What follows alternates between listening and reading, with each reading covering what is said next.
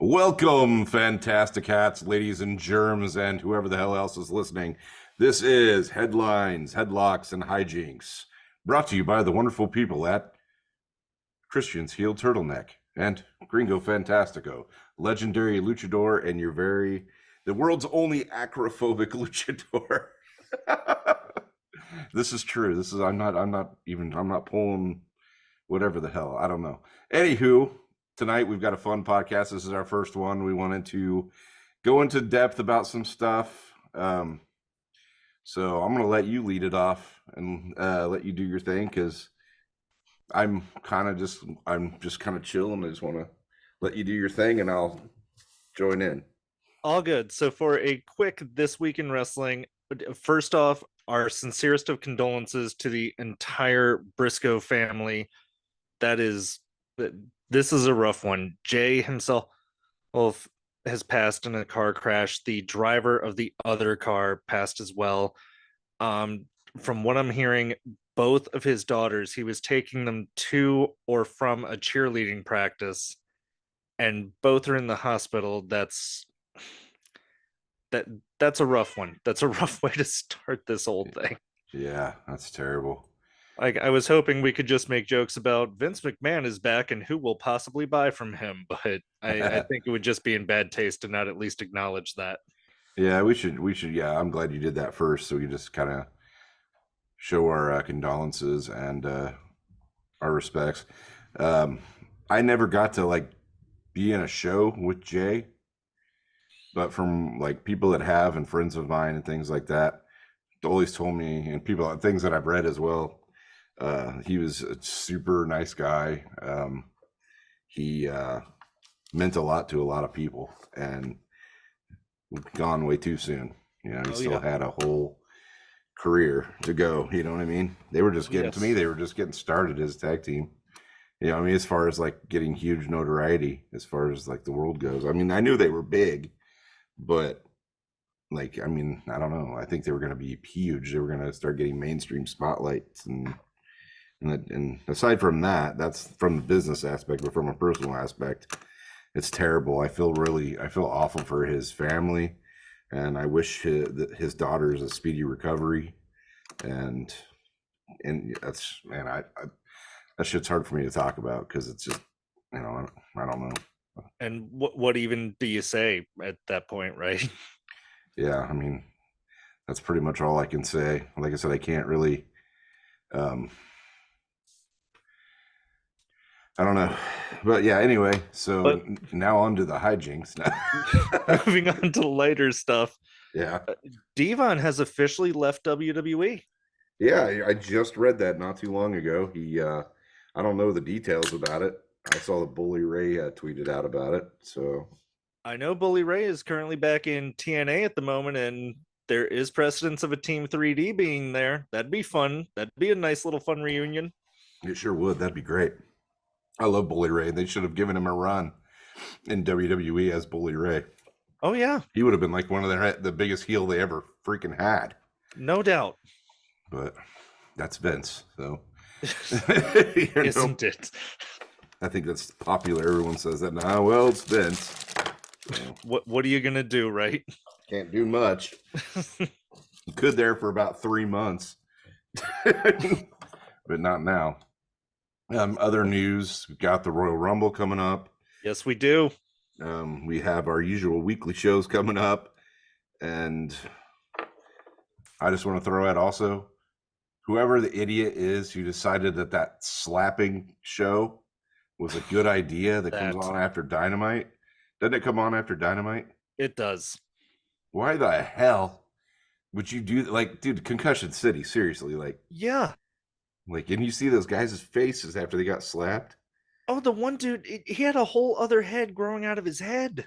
Yeah, dude, that's so not good. I don't understand.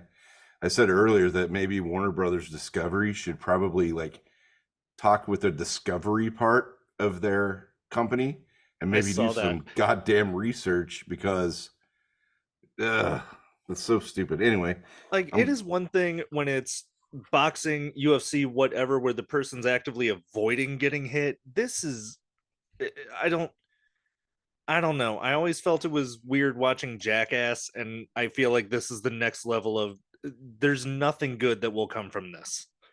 No, like it's no different than a unprotected headshot with a chair. Right. There's no difference.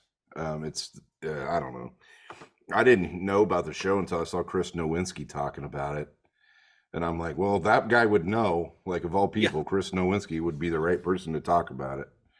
So, whatever, guys. People do your own thing, but it's just so stupid. All right. Anyway, so But in fun quotes, Mercedes Moné was quoted as saying, "I'm trying to put New Japan on the map and make it global. I know it's been around for so long and there's so much history here, but it's never been looked at the same since I stepped into the game." what Yep, she said that on New Japan's YouTube channel. is that like? Is she being serious, or is she trying to be like a Rudo over I there? think she's being serious. All I've seen so far, the quotes and everything I've seen from it indicates she's serious about it, which just you've Goddamn made an Gaijin. appearance. Goddamn Gaijin. Right. Always over there screwing up things. like Jesus. like you've made an appearance, and even the move you didn't go over well. Oh my God. Yeah. So that was the other thing I was going to talk about with, listen, I was listening to some other stuff, but, Kitty Omega dressing up like Sephiroth, trying to like, what the fuck is that? Whatever, dude, do your thing. You know what, man? If you like Final Fantasy VII, well, goddamn it, you be the best goddamn Final Fantasy VII character you can be. But really, Sephiroth, I mean, you could have probably pulled off like Red 13 or something. If that's my nerddom showing, and because there's a bunch of nerds watching our show, they're like, yeah, fucking Red 13, I love that cat. You know what I mean? Like, I don't know. You know Red 13 is, right? Did you play I'm Final aware. Fantasy? Yeah. Okay, good. Then I'm just talking out my ass. No, you're fine. At least my You're co-host fine. understands what the fuck I'm talking about. All right. But we have a few matches announced. Do you want to go over some predictions? Sure. Throw them at me. The only match I can find announced so far for the Royal Rumble is Alexa Bliss versus Bianca Belair. Yeah.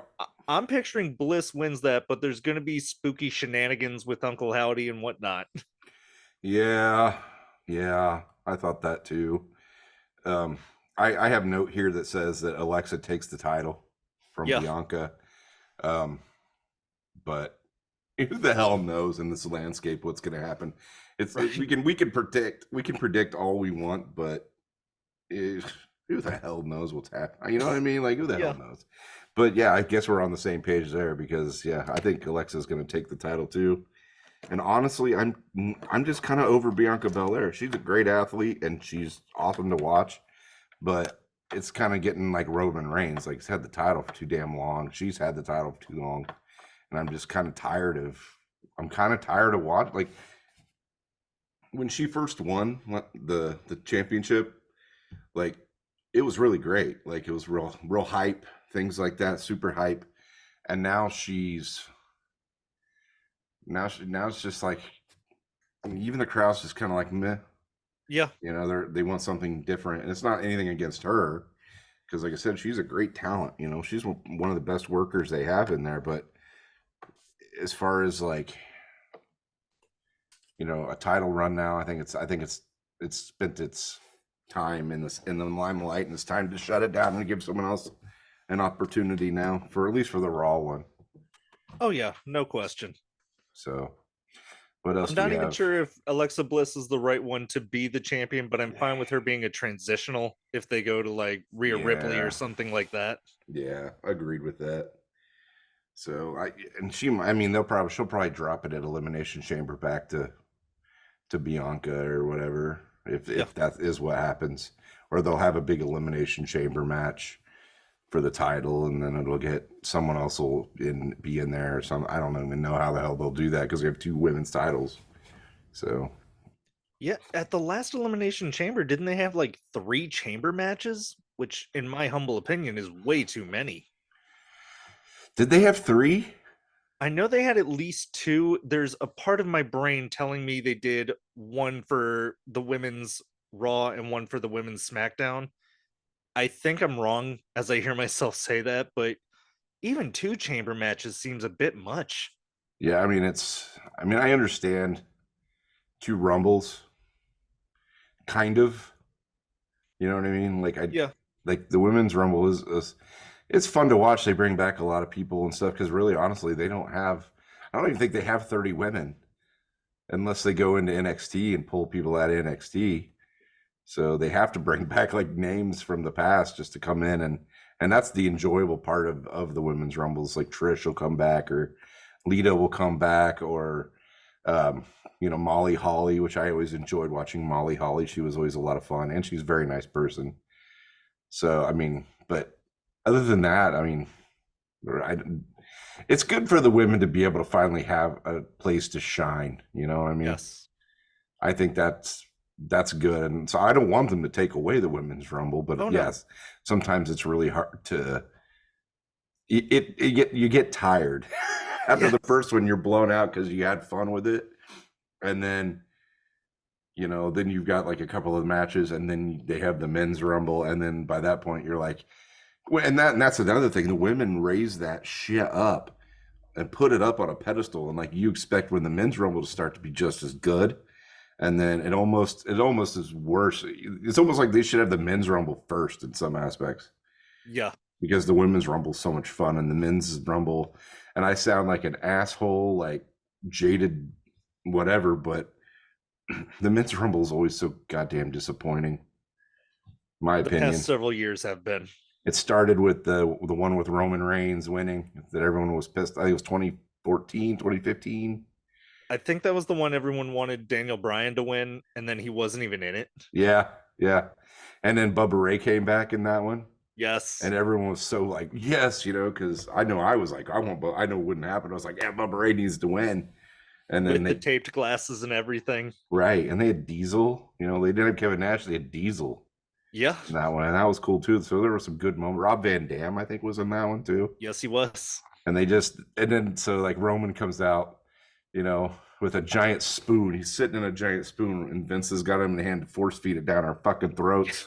And that's why that match wasn't very good, because we were all like, God damn it, Roman Reigns. But now I love Roman Reigns. Oh, he's doing his best work now. They let him finally just douche. I mean, I know it's still scripted as hell in WWE, but they're letting him shine a little bit instead of like making him this cookie cutter force down our throat bullshit. Yes. And he's getting over on his own, and everyone involved in that angle is getting over on their own. Like especially Sammy. I actually had at one point a note here that just says, Paul Heyman is one of the best talkers ever. Thank God the man never got into politics. Oh, Jesus.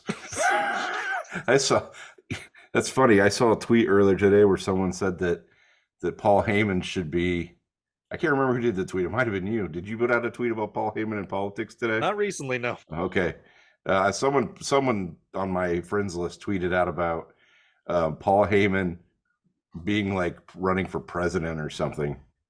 And then someone was like, he should be vice president because, he's the talker and he can do all the stuff. And I'm like, he could feed a line of bullshit to a bull and they'd still buy it. You know what I mean? Oh, yeah. Anywho, yeah. So that was one of my rants. There's going to be many, but that was one. So we also have 3 announced matches for Raw XXX, which, yep, that's what they're going with. And just for laughs, so no one else has to, I went ahead and Googled that just to make sure my statement about this was right. The first 2 things that come up are Raw is 30, Raw 30, and then a whole lot of corn. Wow. Which is unfortunate that someone thought of it, someone wrote it down, someone designed it, and not a single person said, hey, have you guys Googled this yet? It would have made more sense if they would have had the posters they put out. It would have had like DX on it, doing like 3 X's. Yes. You know what I mean? That probably would have been okay. Because then there's like the innuendos there that they always did too. So then it would kind of be like, this knows what it is. Yeah. It would have been funnier. But no, it was just like XXX, and it was like Bianca Belair, I'm sure she appreciates that, like I'm just like, Or oh my TNA god. did the same thing when they had like Team Triple X. You're like, Oh are yeah. you sure? Like Who was that? That was way back. Alex Skipper, Elix Skipper, Elix Skipper. prime time Elix Skipper. Yeah. Yeah. But we have for that show Becky Lynch versus Bailey in a steel cage, which those two did that promo on Raw, which you were right. Boy, that's 3 hours that happened. I kept saying Bailey, Becky Lynch is deadlifting this thing with all her might, and no one is helping her. And we have Judgment Day versus the Usos for the Raw titles, and Bobby Lashley versus Theory for the US title. Oh, Jesus. That's the only one that actually intrigues me because they have Almost, and he's with MVP. They kind of alluded that they're on Bobby Lashley's side. I'm down for a Hurt Business reunion. I'm even down for Almost if I have to stomach him being like Satnam Singh in AEW. It's one of those like, if I have to eat it, I would prefer it prepared this way. Yeah, agreed. Yeah.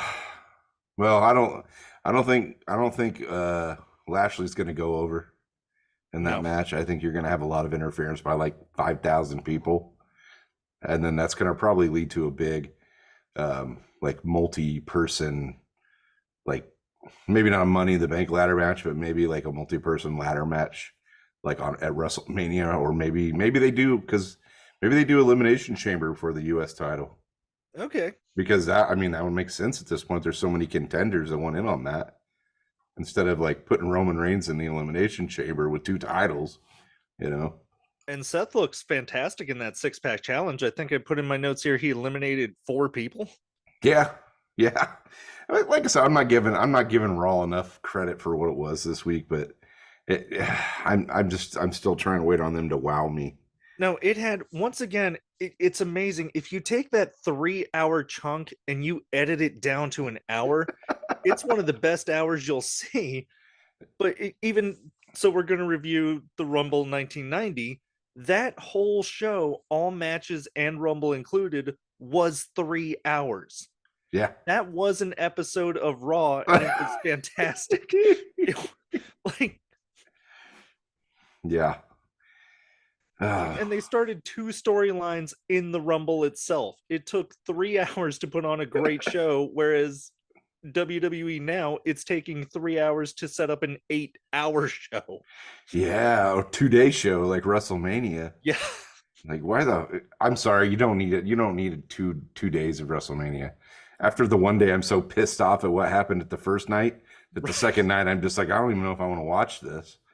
Oh, the WrestleMania I went to in 2019, it got to the point I was so tired, not bored. I was exhausted.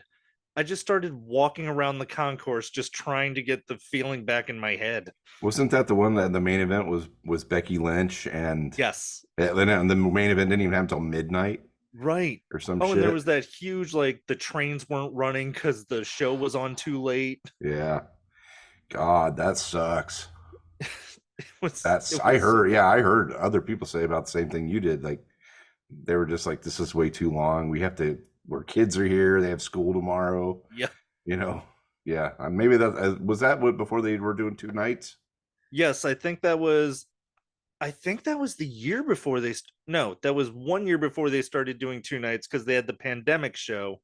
Then in 21, I think they started doing 2 nights, 21 or 22. Yeah, okay. I think it was 20. It was the first one was the one with, maybe it was the pandemic one. Yeah, it was the pandemic one was the first one that they did 2 nights, because it was because they had that Undertaker AJ Styles match as the main event on one night or something. Oh, and then the other night they had Cena in the Bray Wyatt. Yeah.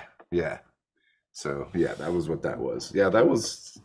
I get it. That's like, but they used to do a 3.5-hour WrestleMania, and they got all the like 8-9 matches in. Yeah. But maybe it's because they have 2 shows and their roster's ginormous. Maybe that's what it is. I don't know.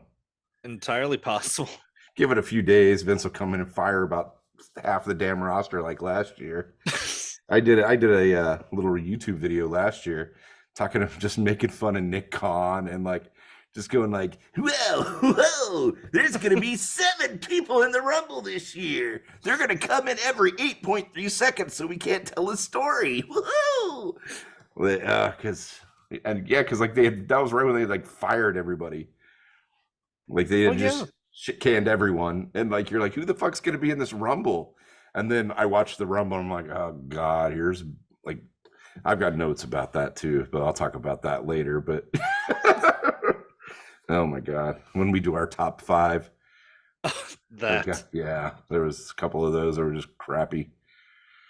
You were talking about the Alexa Bliss, or not Alexa Bliss, the Becky Lynch, Bailey steel cage match for next week. Yeah.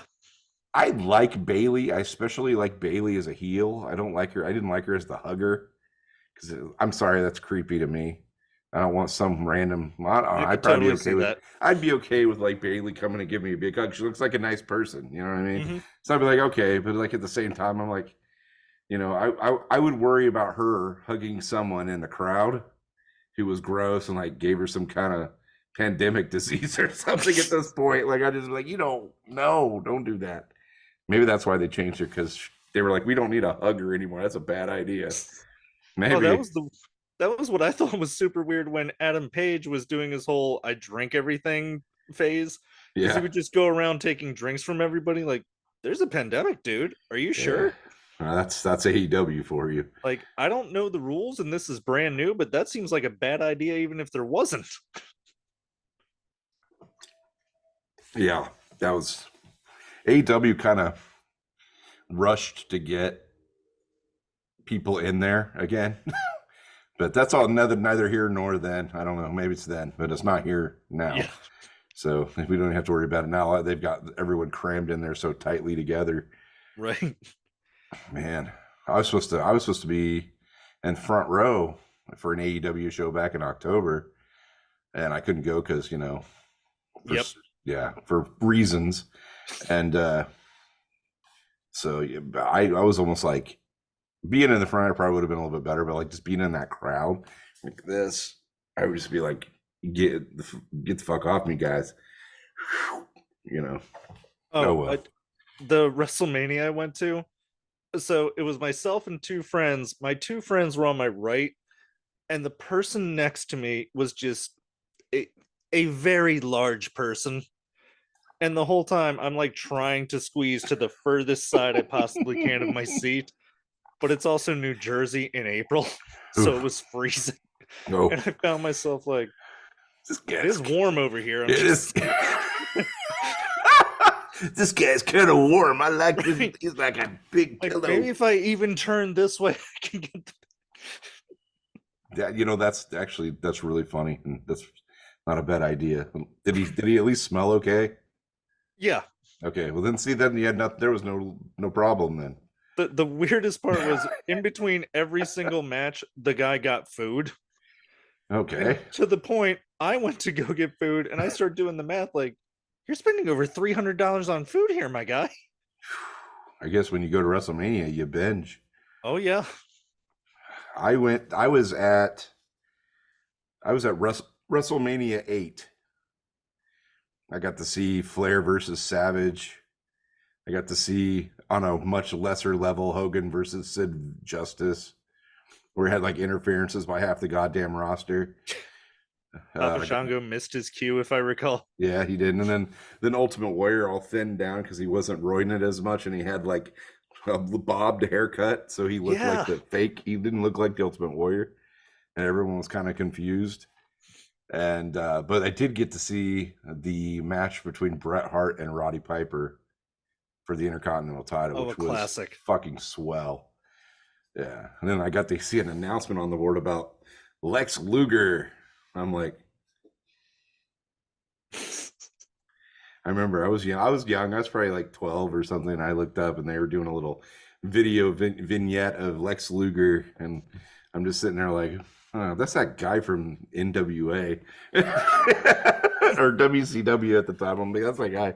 And like, he's coming here now. But it was an Ico Pro commercial or some bullshit. I'm like, nope, just lifting weights. He'll be there soon though, because that's not gonna last. I remember being 12, being that fucking jaded, being like, yeah, that Ico Pro thing's not gonna go very long. My dad's like, what are you talking about? Oh I God. actually have a note on that about the Dino Bravo and the Rumble coming up later. Oh yeah, that'll Yeah, be at one fun. point they say, "This is the world's strongest man," and I'm looking over, going, "No, he's not. Like, he is a strong man. He is by no means the world's strongest man. I have the entire list of winners of that contest right here. He's not even it." Yeah, well, they always try to push Bravo off as being, and after they stopped saying that after a while, and they started calling him Canadian Strongman, Yeah. Dino Bravo. Yeah, and Oh, then it's so funny after getting into the obscure world of strength sports when they would go, Mark Henry, the world's strongest man, like, never won that contest. has it? Did he get I like don't even think he even 13th or competed in something? it. He was in something. He got like 13th. He was in the Arnold Classic. I think he might be. I know he's one of the few people to lift what's called the Thomas Inch dumbbell, which is just, it's a giant dumbbell, but it's like an inch and a half handle.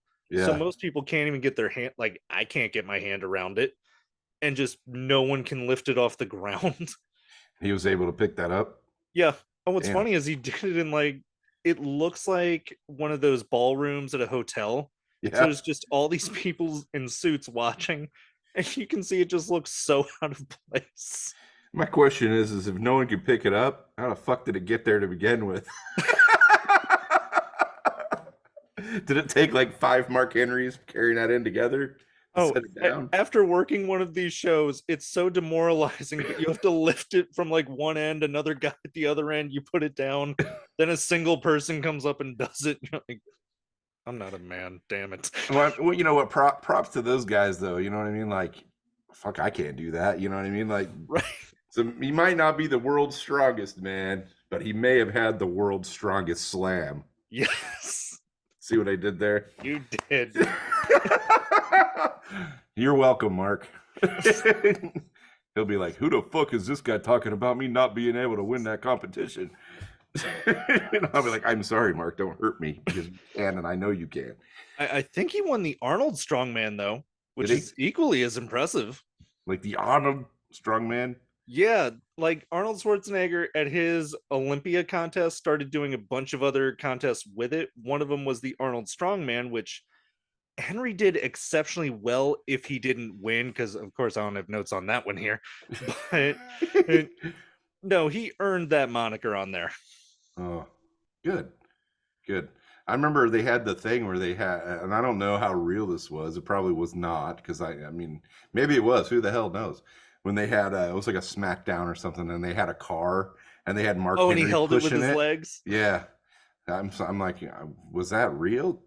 Because it looks like those walls would have been flimsy enough that Mark would have went through the wall behind him before, But That's I one of don't, those. I don't I know. know it's physically possible for a human to do it. That being said, is it safe for a human to do it when you're paying him that much money to be on live television? Maybe not. Right. Like, I'm not saying you can't do it. I am saying I don't think you should. Yeah, might not be the best of ideas. Jesus. Um, So, oh, other than that, on predictions, we have Brian Cage versus Brian Danielson coming up on Dynamite. okay. Oh, really? That ought to be interesting. I like Brian Cage. Oh yeah, Brian MJF Cage is did the good. whole like, here's a bunch of money, I don't care if you win, which is telling me he's gonna lose, as he should, Yeah. but you have to break his arm. God. Gotta love MJF. Right. So do you have a lot of notes on Dynamite? Because I didn't get to see it because everything was going ape shit here. I did get some notes on Dynamite. Give me 1 second. You're like, I God have damn it, raw this fucking notes. I have luchador is not Dynamite prepared. notes. So yeah, we started off with, according to the announcers, we had. Oh my god, why am I blanking on this? Blank-a-doodle-doo, everybody. Blank-a-doodle-doo. Oh, it was for the All Atlantic Championship, Orange Cassidy versus Jay Lethal. It's literally line 1, and I was reading underneath of it. But according to the announcers, Tony Khan has said Jeff Jarrett, Satnam Singh, and Sanjay cannot interfere, otherwise they will be fired. Okay. So they didn't come down to the ring with Lethal, but they did buy front row tickets. So Right, like you cannot interfere from ringside. That's entirely possible. Managers have been doing it for centuries. yeah, fucking Captain Howdy just did that shit on Raw. Right. Like you can just appear in the vomitorium with lights behind you and smoke. I still like to call him Captain Howdy and not what's his name, like Grandpa Howdy or Yeah, Uncle Howdy. Uncle Howdy. The fuck is even that? You know what I mean? I mean, he does kind of look like Barry Windham, like all dressed up like that. You know, maybe that's the point. I don't know, but he. So yeah, it was a really good match. At one point, Jeff tries to pass the guitar to Lethal behind the referee, but Danhausen steals it. Okay. And yeah, Cassidy won with a blah blah blah. Yep, Cassidy wins with a roll up. Then we had Top Flight versus the Young Bucks. I could not begin to take notes on everything that happened. Was it a lot of like high flying, diving to the outside, diving to the inside, super kicks every 3 seconds? It was. The referee just went into the corner and let them do their thing. At one point, they're the EVPs, of course. Right.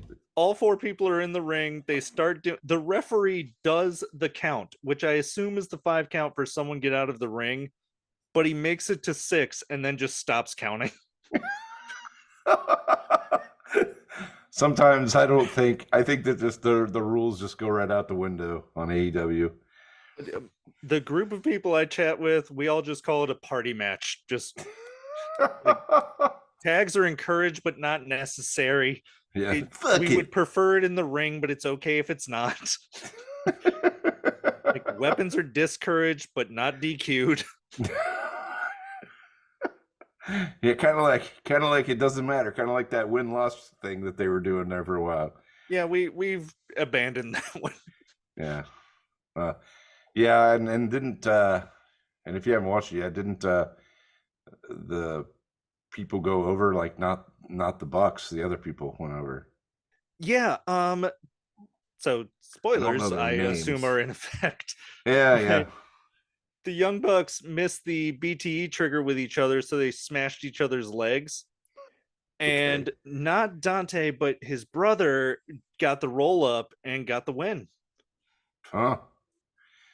That's awesome.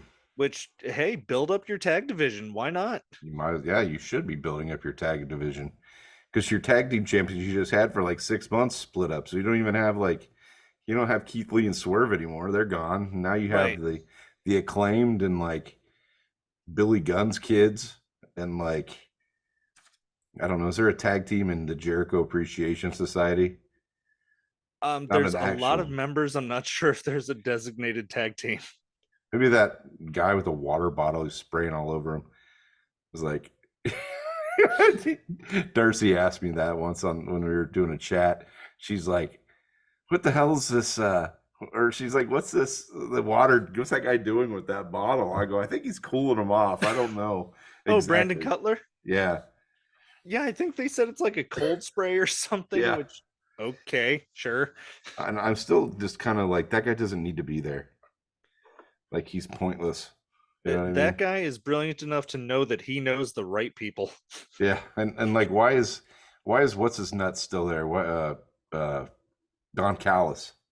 Yeah. Why? Like, what's the point of that? Like, there's no reason. Because isn't that Don Callis that's out there with him? With Omega. Oh, he's with Omega. Yeah. See, I'm getting it confused now. The spray bottle guy's with Omega too, right? He's technically with the Young Bucks, so he comes out when they're the Elite, meaning all 3 of them.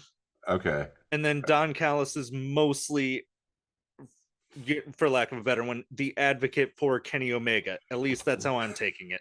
See, that's my problem with the Elite and with the JAS. I get them so mixed up.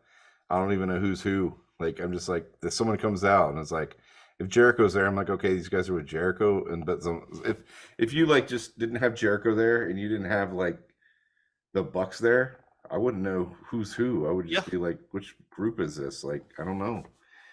I actually checked when Jericho had his first faction and they had Proud and Powerful. Yeah.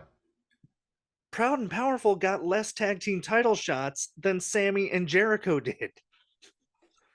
So, like, your designated tag team doesn't even get the tag team title matches. I don't know. Whatever. Like, okay. So the internet wrestling community doesn't yell at me. It's got to be me and not them. I'm just going to blame it on myself for not understanding. Because, like I said, I don't want to be taking that jab by a toxic wrestling community. They'll be like, this fucking luchador we've never seen before is talking shit. Oh my god. So what else is what else did they have on that show? They had next was a good match, which was Ricky Starks versus Jake Hager. Okay. It was a good match? It was. Now, the only thing that drives me just crazy is Ricky did the walk on the top rope and of course did the strut and all that stuff, but he's holding on to Hager as he's doing it. And Hager looks up with that face of like, okay, all right, he's coming. There he is. Was he still wearing that stupid hat? Yep, the hat was there. The whole match? Did he have it on the whole match? It would come off, but he would put it right back on. Well played, sir. Way to hold up to that new gimmick you're trying to do. Right. Amazing. Good for you. We were supposed to have an interview with the Acclaimed, but the Guns come out first, meaning we got an interruption before the other ones even came out. Then the Acclaim interrupt the Guns, so they interrupt the interruption. And Max like Caster does his rap. The line had to be, "You're a worse kid than Hunter Biden." Oops. Which, okay. Wow. There was a backstage interview with Renee and Adam Page. I wonder how that went. It wasn't even, Renee didn't have a microphone, so it wasn't even a real interview. It was more the camera was watching them.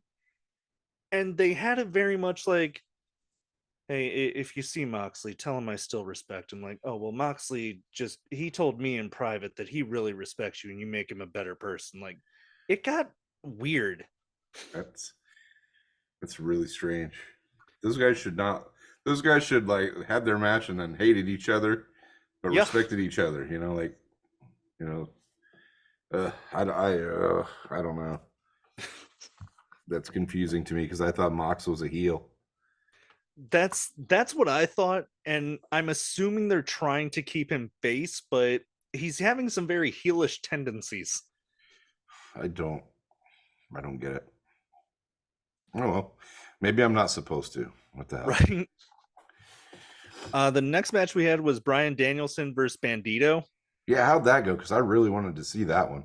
It's really good. If you have a chance to go back, it's such a good mix of technical wrestling and lucha libre. Nice. And it's just proof that both styles can perfectly mesh with each other.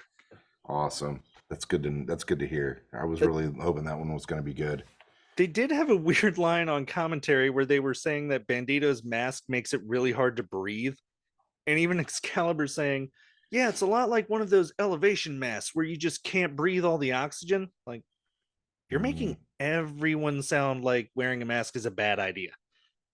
Oof. Yeah. Like, it might be a twinge harder, but I assure you it doesn't put him at 11,000 feet. Yeah.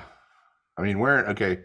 So in Excalibur's defense, wearing a mask is not easy because your peripherals are all kind of fucked up. Mm-hmm. When you're in the match, you can't, like, because when you don't have your mask on, you kind of get that a little bit. Unless you're Boba Fett and have a really bitchin' mask that has like 360 view. There's my nerddom showing again. But like wearing a mask when you wrestle is hard because you have to really pay attention and know where they're coming from and where they are exactly, or you could fuck up a spot. Especially in Lucha Libre, fuck up a spot, that could be like debilitating. You know what I mean? Oh yeah, they were doing amazing moves. That is a weird mask. Yeah, and so I flat out put in my notes, I feel bad for whoever's following this. And following this, was Tony Storm against Willow Nightingale. Ugh. After Tony and Saraya had just insulted Sheeta, basically saying she's not from WWE. She doesn't know what she's doing. That's what they said, basically. They didn't say WWE, but it's very much, look, she's new. She's not like us. She doesn't have the experience of us. And Tony the Storm us, had like Tony Storm had like 5 minutes right. like screen time, and maybe she was there for a while, but she had like 5 minutes of screen time during the Mae Young Classic. And what fucking Paige hasn't wrestled on TV there in like what 5 years? Yeah. So, I mean, Tony was great in NXT. Just once you got to the main roster and started having a food fight with Charlotte every 5 minutes. And I was the first one to say Tony deserves better. This isn't that, though. no. She should have just stuck it out. She could have been living up to. She could be getting put over on from what's her face that Tegan Knox did the other day on SmackDown. Oh, Shotzi.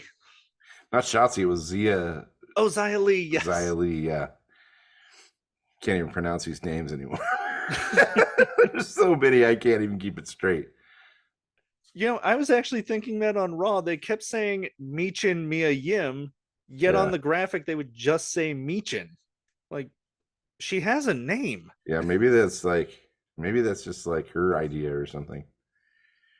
Maybe God, I hope so. To change it to something, because that doesn't sound like Hunter would like be in like come up with something ridiculous like that. You know, right? It might have been something she had planned. I think he listens a little bit more to the talent than what Vince did. So, yeah, Tony wins with a distraction roll up, and I'm assuming we're now getting heel Tony and heel Saraya because Ruby came down to make the save. And Sheeta just kind of stood doing the whole, I don't know whose side I'm on. Well, they should have made Saraya the heel because the way she was cutting her promos. And the way Britt was portraying it. Yeah, like Britt was like clearly the face in those promos. Yeah. Like saying you're full of shit and you're coming in here to talk. That's definitely a face like promo to cut. You know what I mean? Right. I don't know another way to take that of I'm defending my home. Oh, huh. That's weird. They then had Takeshita in the back doing a promo, and what he basically said was he's going to watch Daniel Bryan's back because he doesn't like MJF. Okay. Which, hey, I'm fine with that pairing of Daniel Bryan and Takeshita. Yeah. For the main event, we had Darby Allin against Kushida. Yeah, I saw that was going to happen. How was that? Because Kushida's great. It was really good. There's one spot where Darby goes for, I assume, a drop kick, but he goes from the top rope to the floor, and instead of hitting Kushida grabs his arm and pulls him down into an armbar. Oh, shit. It was really cool looking at the same time watching it going, that looks like a career shortener, my man. Yeah, that looks like defying logic, Yeah. Wow. That is, I mean, it sounds like it would have been cool to see, but it was super cool to see. Then that part of your brain kicks in going, you know, you have years left, right? That's what the old wrestlers say. That's what we say. Like when we're watching these matches later, we're like, it's like the old, when Foley first started coming in and he's starting to do that elbow to the outside, and Harley Race is just like, what the hell are you doing? You're crazy. Like, that's going to kill you. And when Harley Race is like saying, hey, man, take it, step back a notch, like you got a problem. But like, yeah, Darby takes a lot of unnecessary risks. He's already over. He doesn't need to do this. Oh, yeah. Like he was over with me when he had the thumbtack jacket. Yes. Because that was hilarious. You know what I mean? Like, but. I love to picture he had just seen that Married with Children episode where they're in the woods and Al Bundy puts on the jacket and it's full of fishing hooks, like the mighty porcupine, I am surrounded by quills. I forgot about that. That's funny. I haven't watched that show in forever. Oh my gosh. So I don't think they're going to renew that one. I don't think they're going to remake it. Yeah, I don't think so. That definitely will not hold up in today's socio-political climate as far as entertainment goes. as much as I would love to see that, I don't think it's going to happen. Oh, and I always argue, say what you will, the ladies gave just as good as they got in that. Yeah, that's true. Like, there's That's true. no version of that show where Peg just sits there and takes it. No, hell no. Hell no. She always figures out a way to screw him over. Right. And it's always funny because he deserves it. Yeah.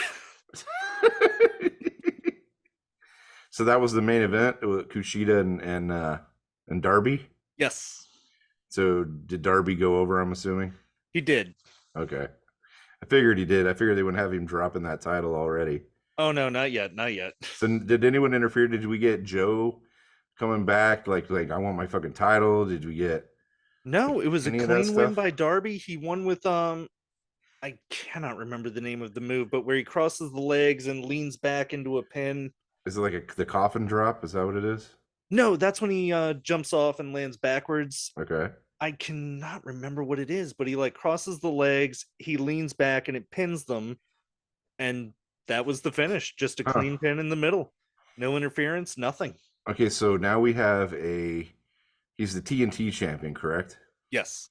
Okay, No. so is it, Yes, TNT. I'm sorry, TBS is the ladies. yeah. Okay, so we have a TNT champion who's wrestling these matches every week, but no one's chasing him. From what I saw, no one was chasing him.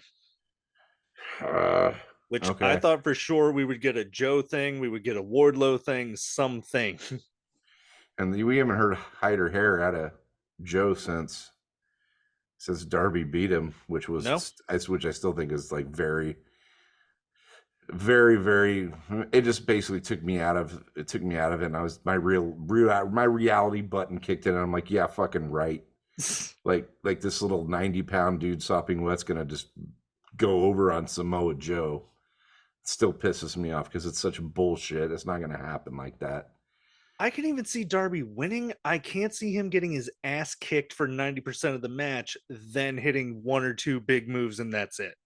Well, I could see him going over if like Wardlow would have come in and cost Joe the match. I was thinking the same thing, yes. Like it would have made sense.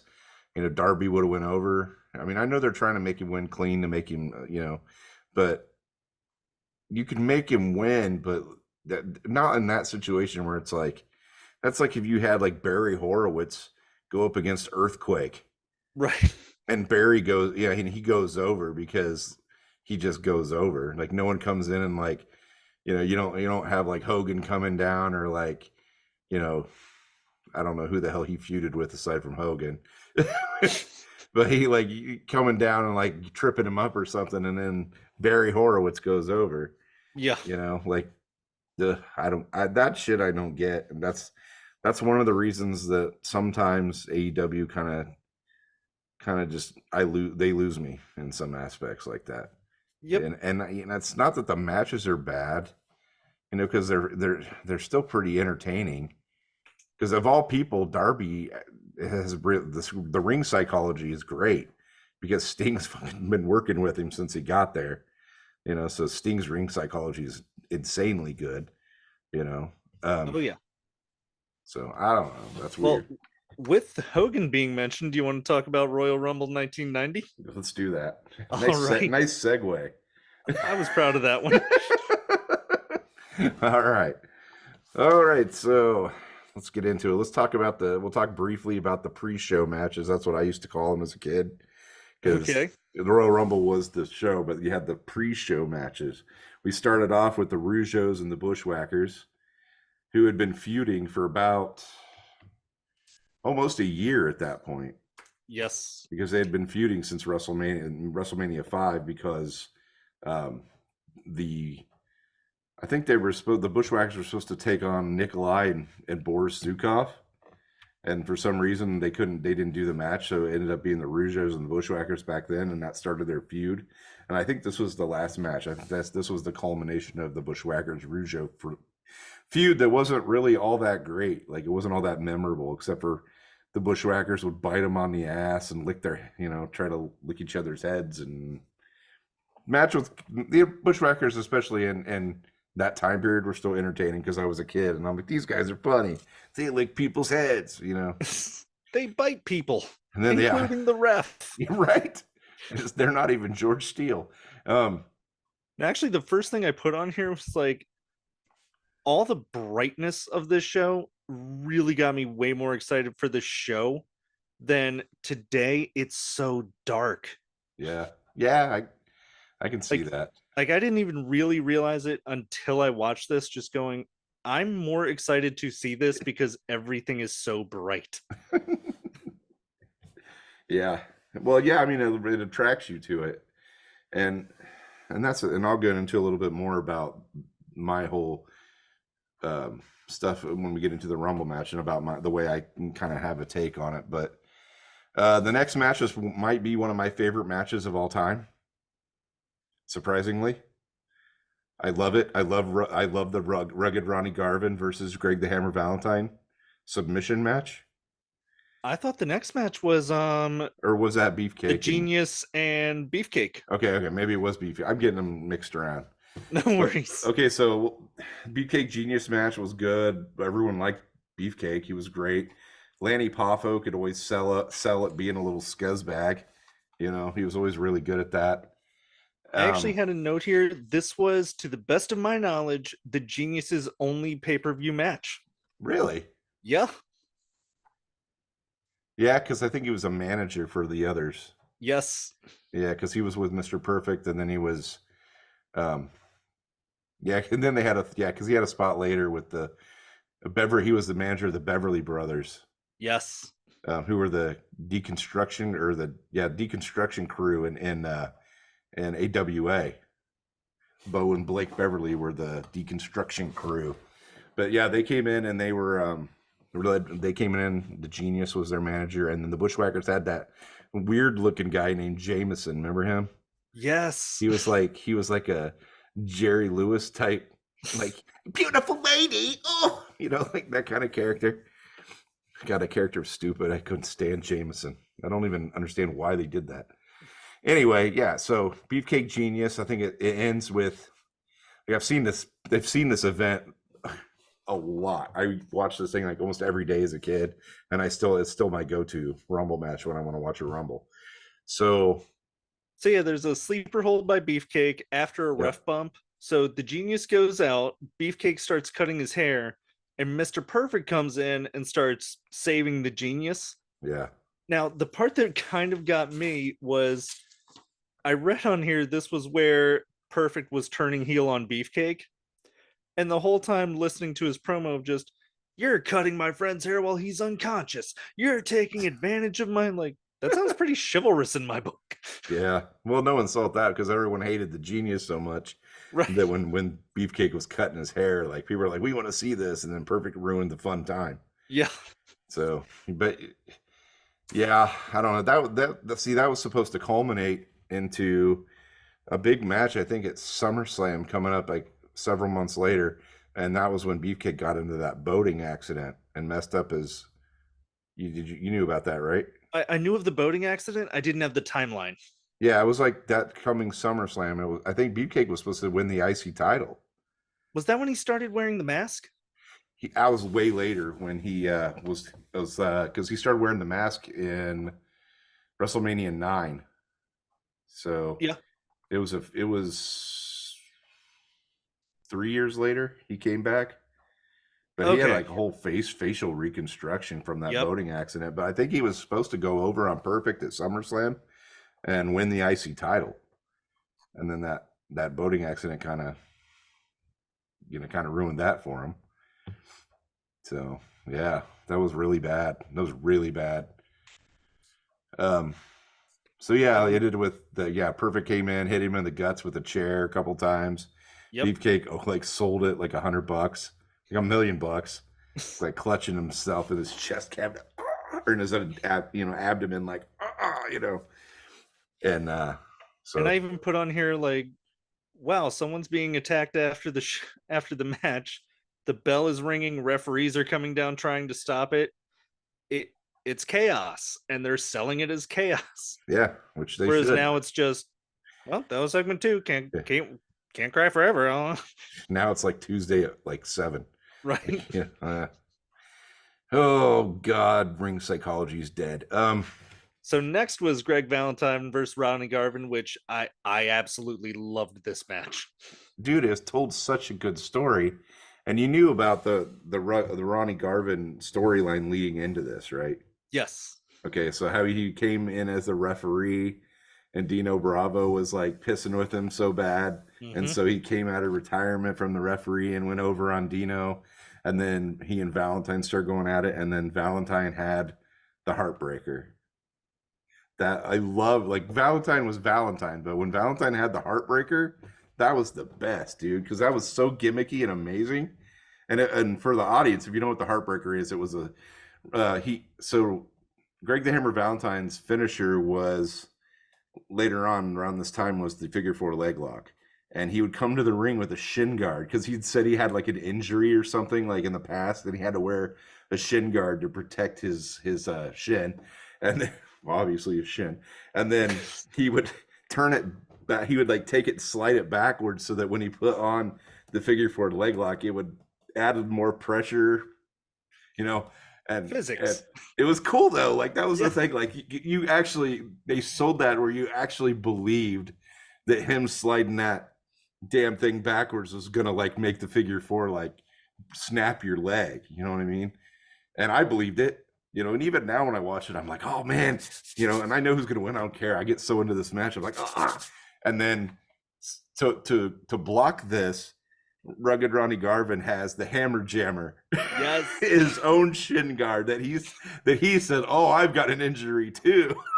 Oh, and he starts doing the. Oh yeah, yeah. Like so, because for some reason, if Greg Valentine has his shin guard backwards, and Ronnie Garvin has his shin guard forwards, when they're in the middle of the figure four leg lock, it nullifies the hold. That's what they were doing. So Completely. like he puts it on, and Valentine's like trying to really put on this figure four leg lock, and Garvin's just sitting there going at him. It was great. You know, it was great. It was fun. I miss that shit. I miss it so bad from wrestling, Oh, I loved it. and it was such a good time. Even still, because it told a story. Like they had the whole shin guard thing, man, that made that match amazing. Ronnie Garvin was a great worker anyway, and so Oh was yeah. Greg Valentine. Both those guys are freaking legends.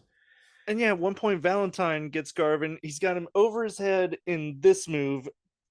And Ventura flat out says, I'm the one who perfected that move. If he wants it to work, he just needs to put his hands together because he's Yeah. literally just holding him by his arms over his shoulder. Fucking Jesse Ventura takes a shit on it. The commentators in that time too took shits on everything. That was Ventura and Tony Schiavone. Yes, this was Tony's last WWF commentating gig before going back to WCW.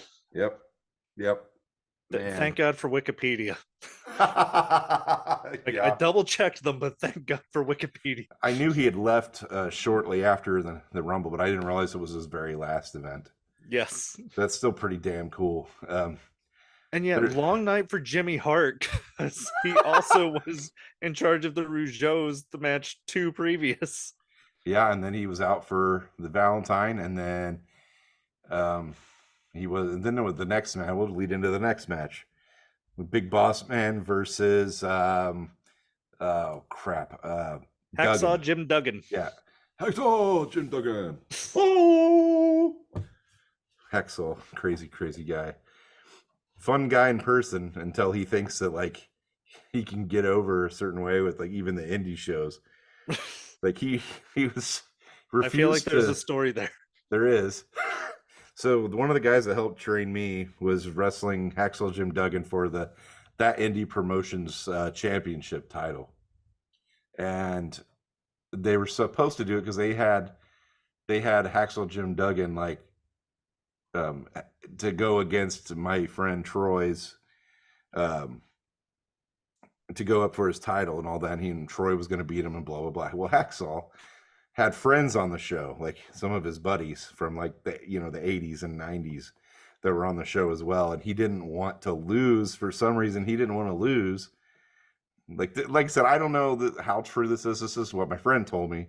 So, but he's I don't know. Like my friend was my friend didn't bullshit a lot, so I'm assuming it's pretty Still, true. it's gone through 1 or 2 filters to get here. Yeah, because I mean, this was a while ago. The story was told, so I could be off. But like Hacksaw had friends there, and it seemed like I'll just say that it seemed like he didn't want to like go over or have someone go over on him while his friends were there. So he refused to to put my friend over. So Haxel ended up winning the Indie Promotions Championship at the show, which forced the promoter to have to book him again like the next month so that he could come back and put so that's a funny story. I mean, my friend wasn't mad, he just thought it was hilarious, but yeah, that's a funny Hacksaw story. I've got other Hacksaw stories, but they're too risque for this podcast, surprisingly. But yeah, first thing I put on here is the instant Boss Man gets in the ring, he raises his arms to reveal massive sweat stains, prompting the question we ask so many wrestlers when they go to the ring: why are you wet? Well, maybe I think a lot of them. I think they just water, or whatever, or maybe he was hot in that get up, and he, I don't know, but maybe he was in the back trying to pump himself up or something to come out there and like look a little. That was always my big question with Mark Henry. He would go out and do the whole head shake thing. It's like, why are you so wet?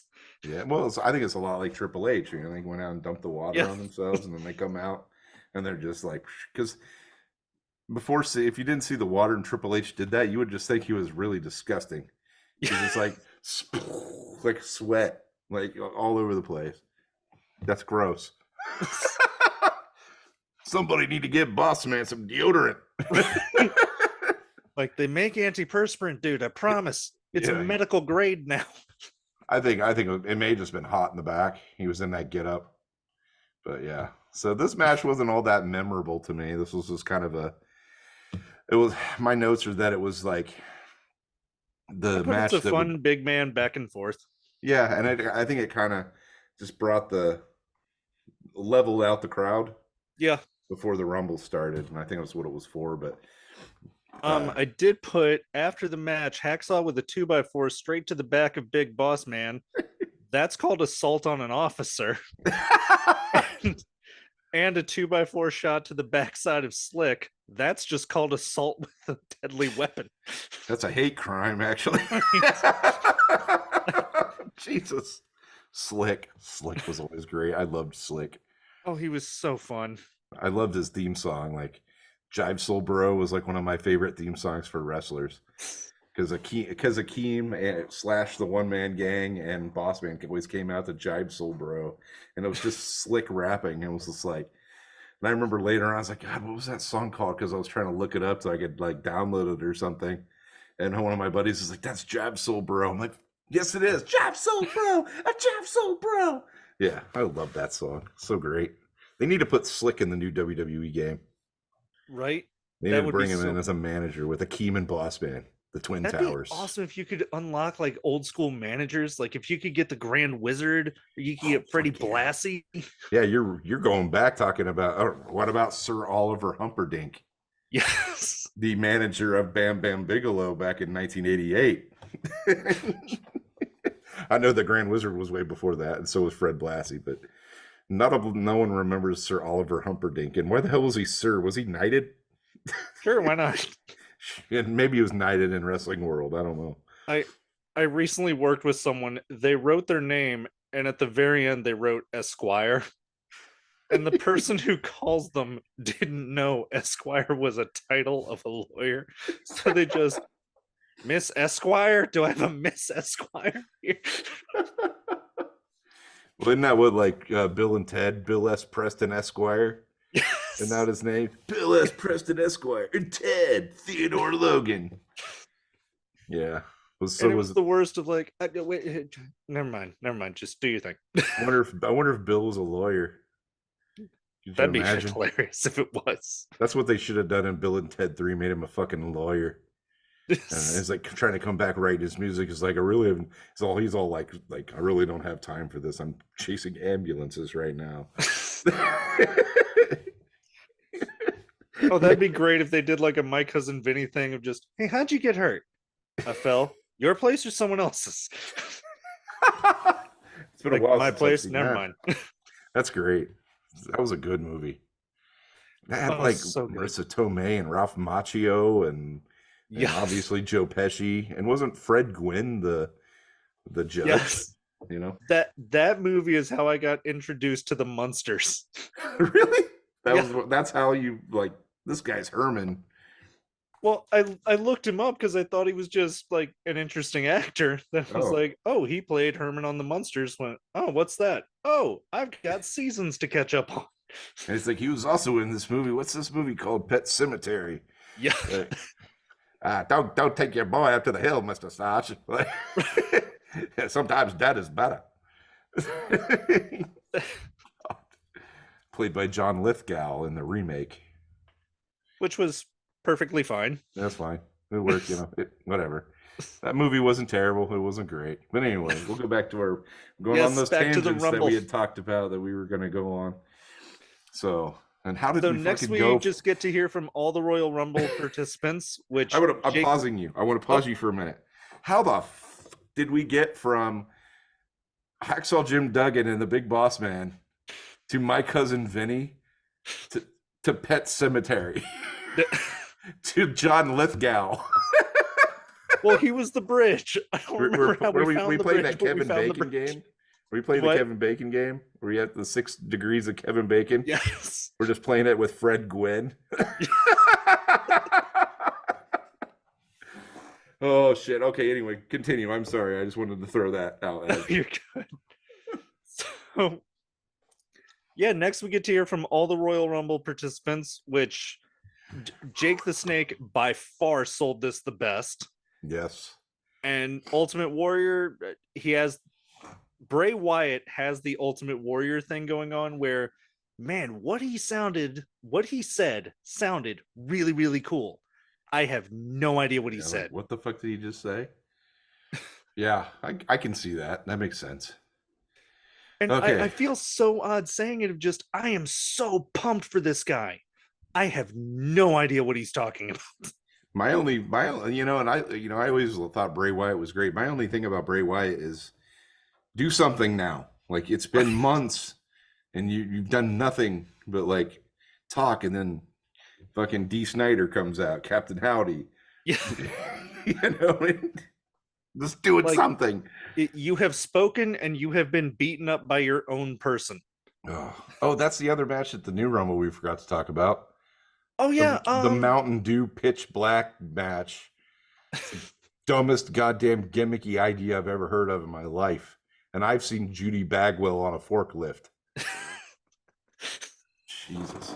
I'm hoping the Mountain from Game of Thrones comes out and just turns on the lights and we're done. Maybe Man Mountain Rock will show up. Remember Man Mountain Rock, also known as Max Payne in WCW? Yes. He shows up. He's like, "This is my Mountain Dew," and he's like, "There's like this big old guy just running around." I don't know that I would find that very entertaining because I liked Man Mountain Rock. I know I'm beating this one to death because when I think Mountain Dew and the super bright code red and the super bright greens, I picture pitch black. Yeah. What the hell is it? Are they just going to wrestle in the goddamn dark? Is that what the whole point of this is? I'm thinking it's going to be another cinematic match, which, sure, whatever. I mean, like, if I must. We can't see Bray in an actual match yet. And every time I've seen him in an actual match, I haven't been that impressed. No, it's been mid because there's always been someone coming in and interfering, or D. Snyder shows. Okay, I'm gonna talk about why I keep calling the guy D. Snyder, because that's the same reason why I keep calling him Captain Howdy and not Uncle Howdy. There's a movie called Strangeland that came out in like, what was it, 98, 99, and there was a character named, he was like a S&M like masochist, and he was like hanging people by hooks, and his name was Captain Howdy, and he was played by D. Snyder of Twisted Sister. Okay, now you know the rest of the backstory. Good day. All right, sorry. You're gonna have this with me on this podcast. I'm gonna do this all the time. because like I'm like fucking squirrel moment like all the time. Like I'm very Oh, much my squirrel favorite moment. was I met someone who they tell me they were, I have no way of checking this. They were in the Senate when D. Snyder had that speech Ooh, against Nancy Reagan and the Tipper Gore and all this. yes, Yeah, and whatever the organization was called that put the like parental advisory sticker on. they were called dicks. Yeah. And it turned out being the worst idea ever because even Nikki Six said, "Yes, put that on. That's brilliant. We'll sell millions." Yeah, body count like fucking made some money off of that shit. Oh yeah.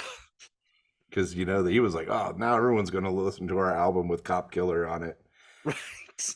Oh, It's amazing to look at the career of Ice-T and just go, he went from playing cop killer to now playing a cop. right, dude. Ice is like one of the nicest people you'll ever meet. Yeah, I I've was, heard. when I was doing a lot of radio, I got to hang out with Body Count for a while, Oh, like nice. backstage at one of their concerts, like back when they put out their No Lives Matter song and all that. And I got to hang out with Body Count. Super nice guys. I was real nervous because like I'm a pasty white dude. You know what I mean? Like I figured like, man, these guys aren't gonna want to talk to me because I'm from like the country. I'm not from like city life and all that. And so, but when I talked to those guys, dude, I had so much fun with those guys. They were so down to earth. They were so nice. We talked a lot about video games. I know I'm going on another tangent. I You're apologize. good. But anyway, I got to hang out with Ice-T for a little while, and I hit it off enough with them. They let me on stage with them, and I have pictures around here somewhere. They let me go on stage and take pictures while they were performing. So I've got a lot of pictures of Body Count, like where I'm right up in their faces. And then Seether saw it, and Seether's like, "Hey, you want to do that for us too?" So I got on the stage with Seether. One of the best pictures I've ever taken was from that Seether show. So anyway, back to the Rumble. I'm Yes, done. back to the Rumble. My bad. All right, So we so start off with Ted DiBiase. picks number one because last year's Rumble in '89, he allegedly bought from Slick the number 30 spot. So this time he wasn't able to buy off the number. So they made extra, and they had made sure to say they added extra security this year so that none of these hijinks happened at the Rumble. So that's why DiBiase comes out at number one, followed by number two, Mr. Coco Beware. Yes. Your friend and mine with Frankie the Parrot. And yeah. I must admit, I did not realize this. Hulking up, I always thought was just Hulk Hogan. Like I had seen everyone do it. I just didn't realize how much it happened. Yeah. Coco is getting his head rammed into the corner until finally he looks up like, you see him drop the F-bomb too when he did that? Yes, he looked over and he was like I was like, I mean, as a kid, I was like 9 when this came out, and I was like, wow, Coco's gonna whoop his ass now. But yeah, that happens. I did a just super quick count. Coco does it, Hulk does it, Warrior does it, Hacksaw Jim Duggan does it. Like, okay, never mind. That was their thing. Yeah, Coco. I liked when Coco did it at the Rumble because it made Coco look like a little more of a badass than just some guy that wasn't, there's just some random guy they threw in there. Yep, especially because he was not Coco from the territories anymore. No, not with him and Butch Reed. No. When they were, he used to be Coco Ware back then. Yes. What was they called? The Pretty Young Things, PYT. Wasn't that what they were? Yeah, back then. God damn, you're making me reach way back. Well, still, isn't it such a Vinceism to see Coco Ware and say, "What if it was Beware?" Yeah, and we'll make him sing Pile Driver. It'll be great. That's some good shit. So yeah, Coco gets thrown out with a back body drop, and they time it perfectly. Where like right when Coco hits, 10-second mark starts. Yep. And next out is Marty Jannetty. Yep. Which goes not well. And I will say that this Rumble was one of the great things about this Rumble, and I made this note, was that this was the 2 minutes. They came in every 2 minutes, not every 90 seconds. That extra 30 seconds can really help build psychology in that match. Oh, it's such a difference. Yeah, and like when they changed it, they tried it for 1 year. They did it for 60 seconds, and that was a goddamn chaos storm. I was so Yeah. pissed. But it didn't really matter because I think Shawn Michaels, one of the times Shawn Michaels won or something, which I didn't give a shit about. Never been a Shawn Michaels fan. Um, Not even when Especially they were once the you hear Midnight the stories Wreckers. of him backstage, like you sound like a chore. Like just knowing you sounds like a lot of work. Oh yeah, definitely, definitely. God. So Genetti's in this match. He's putting on a good fight with DiBiase. He goes to do a crossbody on DiBiase. DiBiase ducks down. He This is me out not even watching it. I just remember this shit. He pulls down the ropes and then Genetti goes flying out, right? Yep. And then we get the countdown again, about 5 seconds after that. Yep. And here comes two guys that are in a feud together. So you got Jake the Snake Roberts coming in at number 4. Yes. Did you notice the high five? No, what did I Okay, miss? one of the best things, and as kids, my cousin and I would always watch this, and we'd be like, "Oh, that's fucking cool!"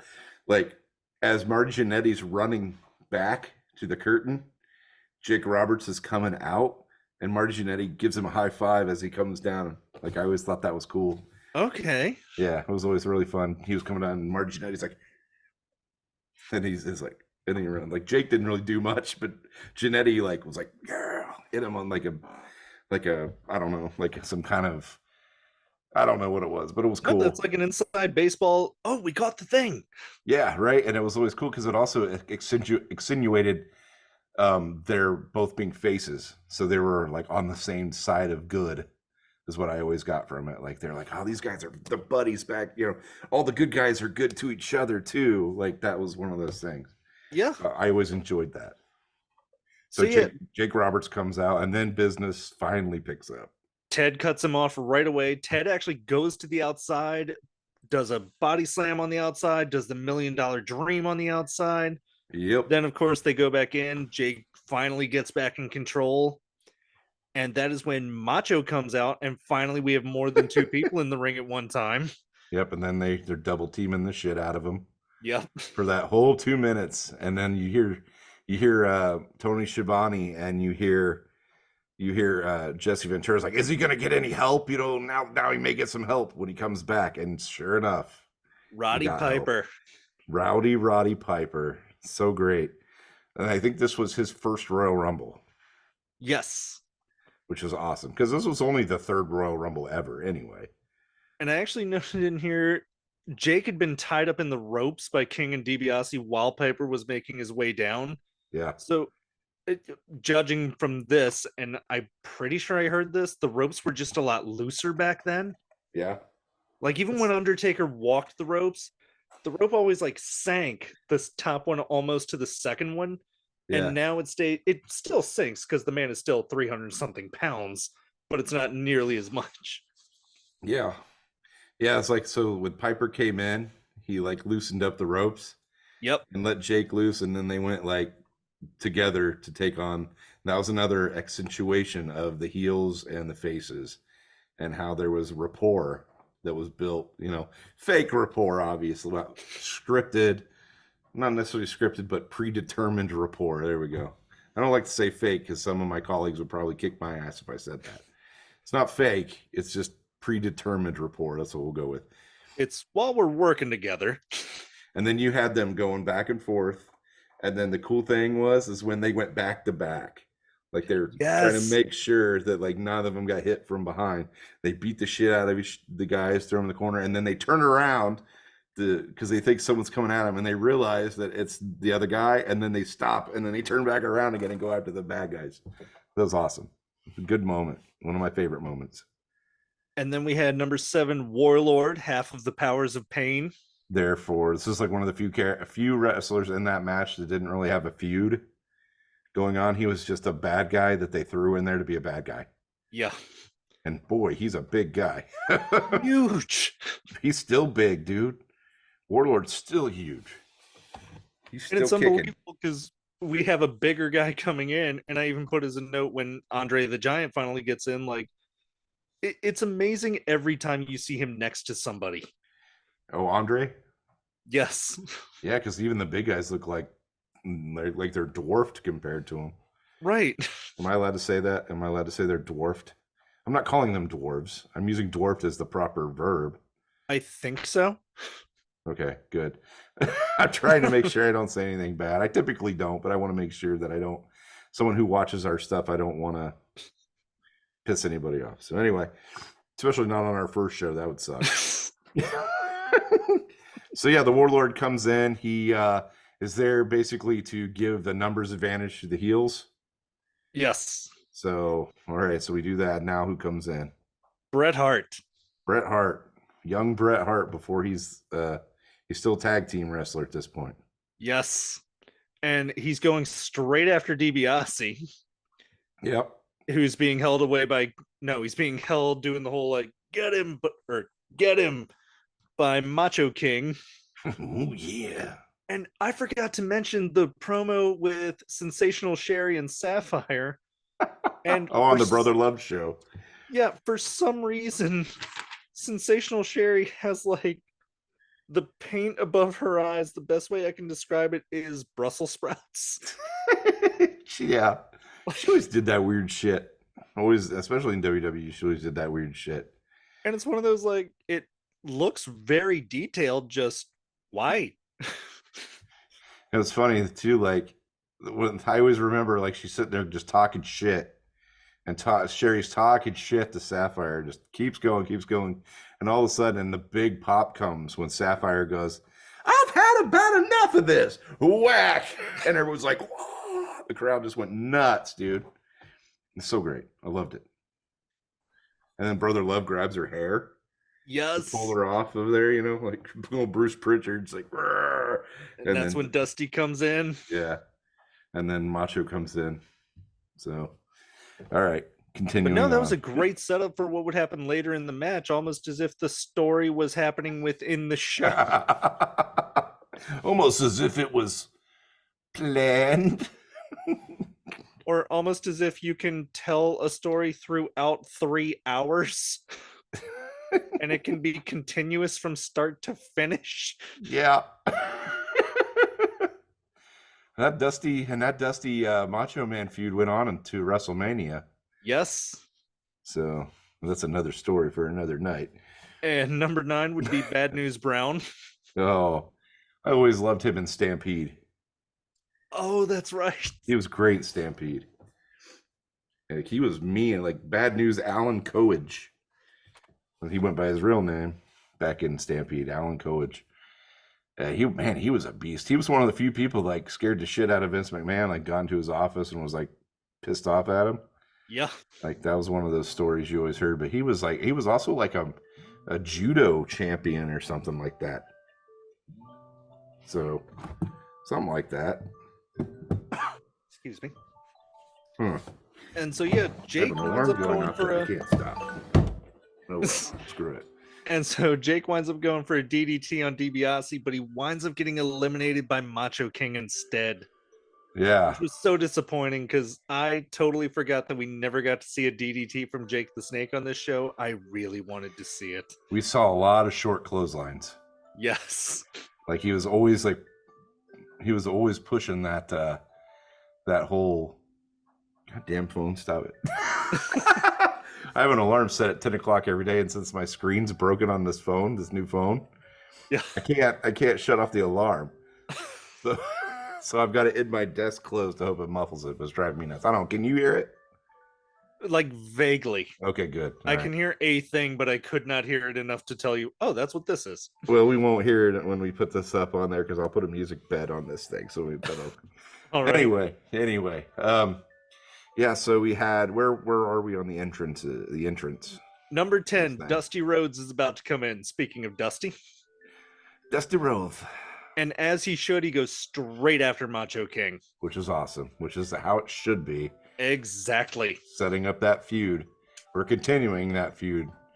And that's the cool shit that you get to see in the old school Royal Rumbles. Oh gosh, it was and Macho King quickly gets eliminated by Dusty, and Macho King takes by far the best back body drop I've ever seen. He was Yeah. vertical when he took that. Yeah, it was really cool. Man, and that outfit was weird. I always thought the outfit that Macho Man was wearing in that match was weird. The purple one, yes? He wore, yeah, like the weird spandex pants. Yeah. Because typically you always saw Macho Man in like in just trunks. Yep. You know, like just a Speedo, I guess. I don't know. But he was always in that. So it was really weird to see him coming. He had like Hawaiian print on the side of him for some reason. And his fingers were all taped up orange. Yeah. You know, like so whenever he looked, he was like he was wearing nail polish in some aspects of it, which was super weird at first. And you're like, oh, it's tape. Even when I watched it the other day again, I was like, I was wearing orange nail. No, that's that tape again. I forgot. Speaking of Macho, I meant to mention this with the Genius match.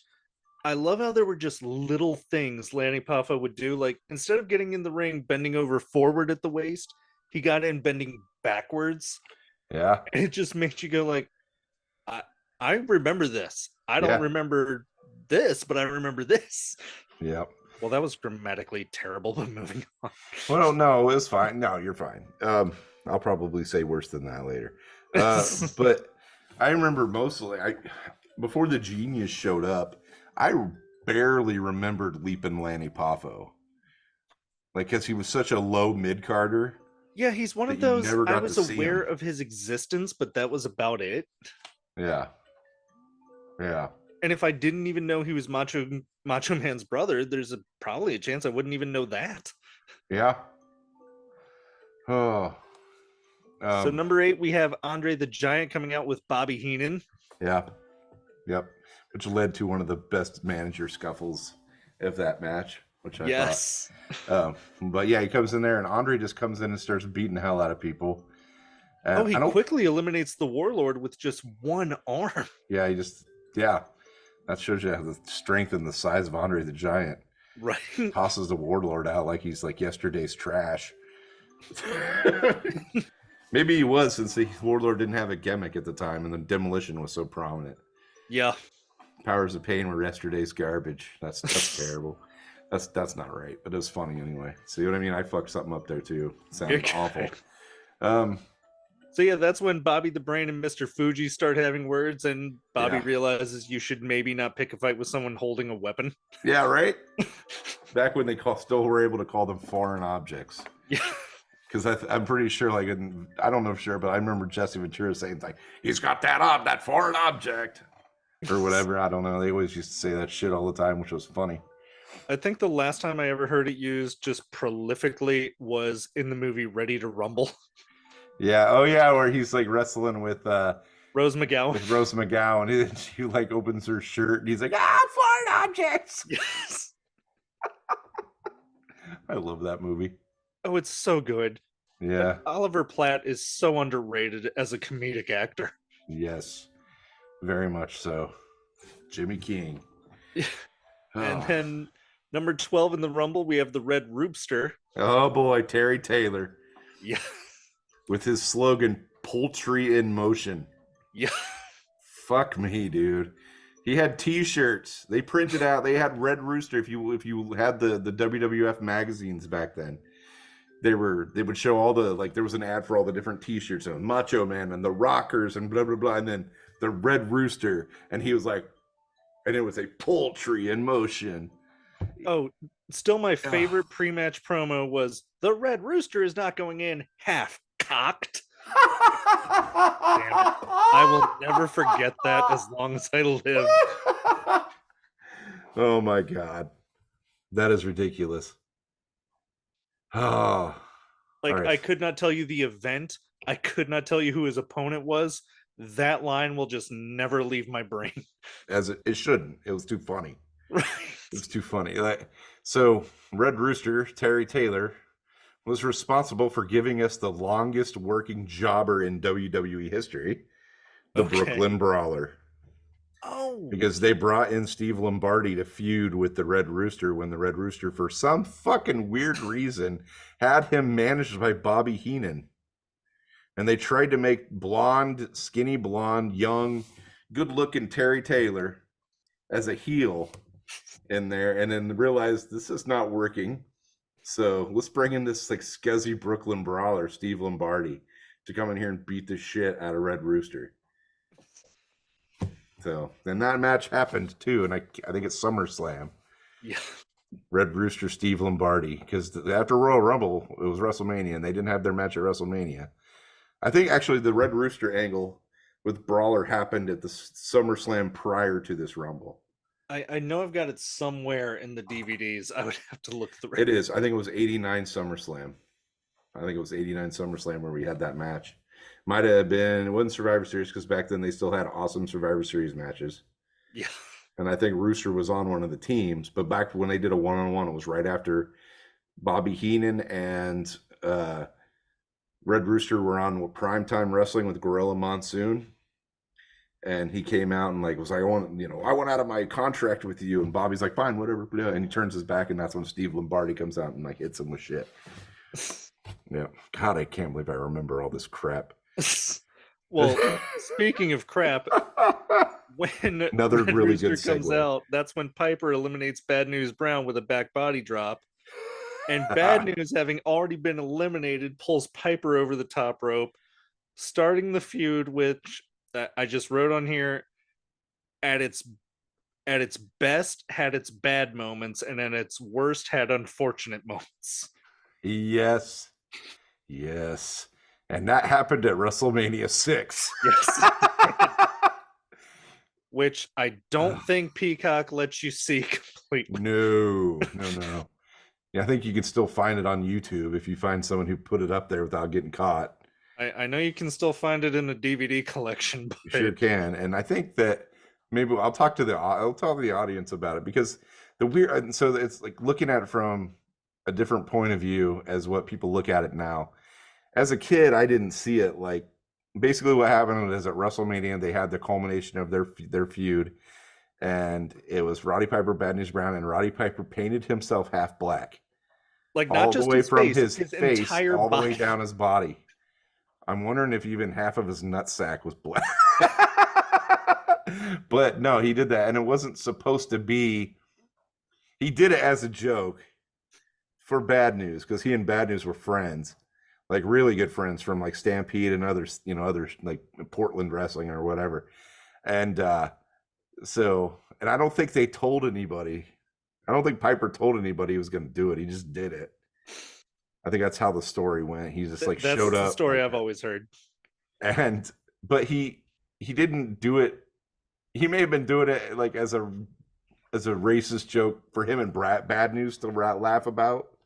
But when he went and sold it, he sold it as this was his dark side and this was his light side.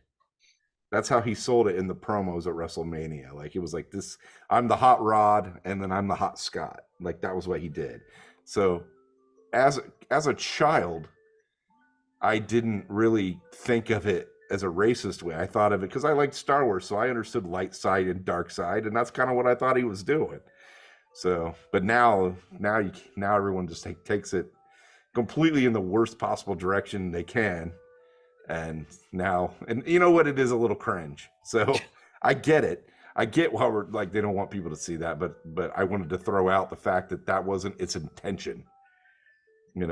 So don't think poorly of the Dead, because they were just trying to have a good time. Right. You know what I mean? So. No, that was one of those you look back and go, I see where you were trying to go. I'm not sure that's where we went, though. Right. Yeah. So, yeah, it ended up a little cringe. Later on, it did not hold up. No, for sure.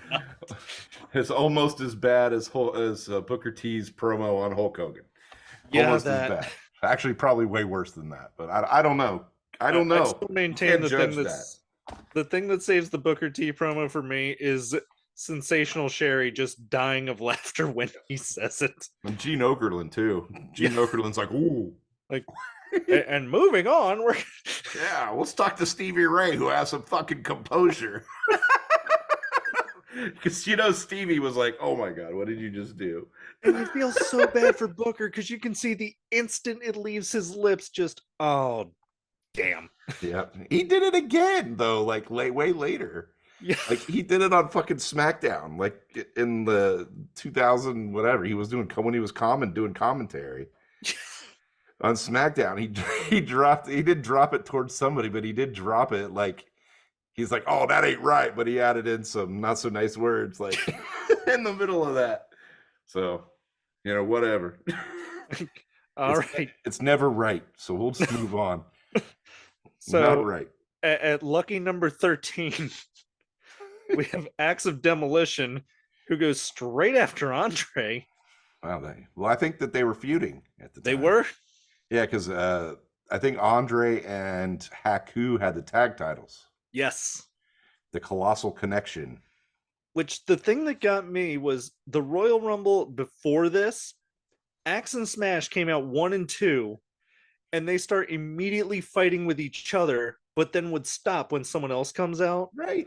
And it was just it was fun to watch. I loved every second of watching it. But then there's that part of your brain going, you guys can wait, right? Yeah, I think Like, they were trying to show off how rugged and badass of fighters they were. You know what I mean?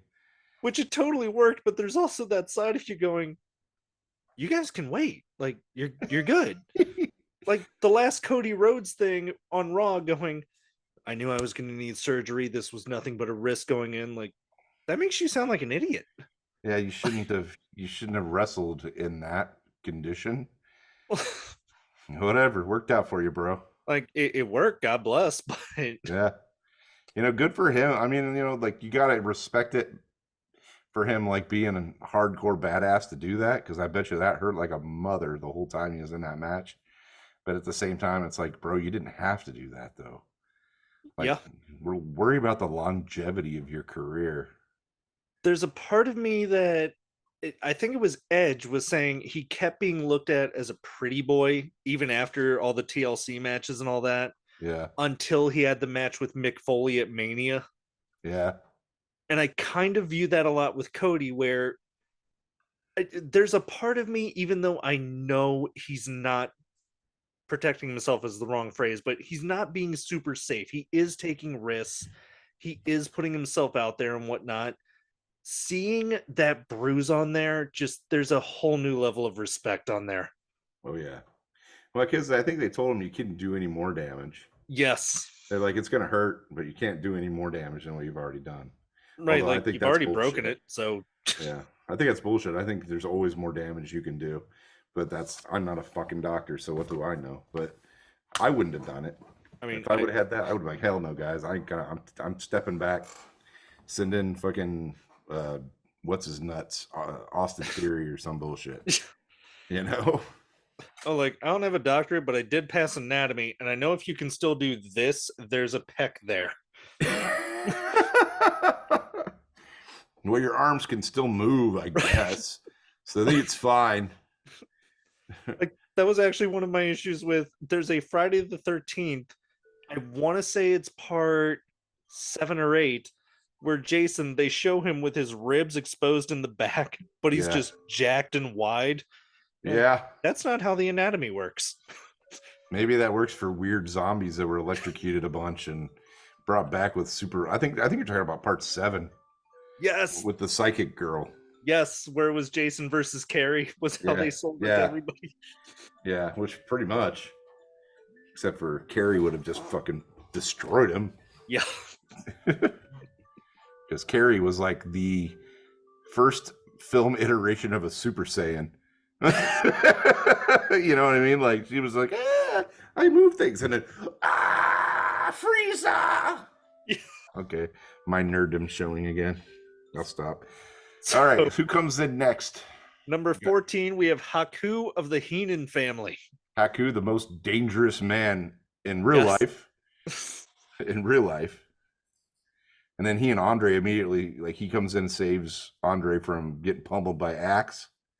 And I put on here, this is the first time in this particular Rumble that we have seen a full tag team at the same time in the ring.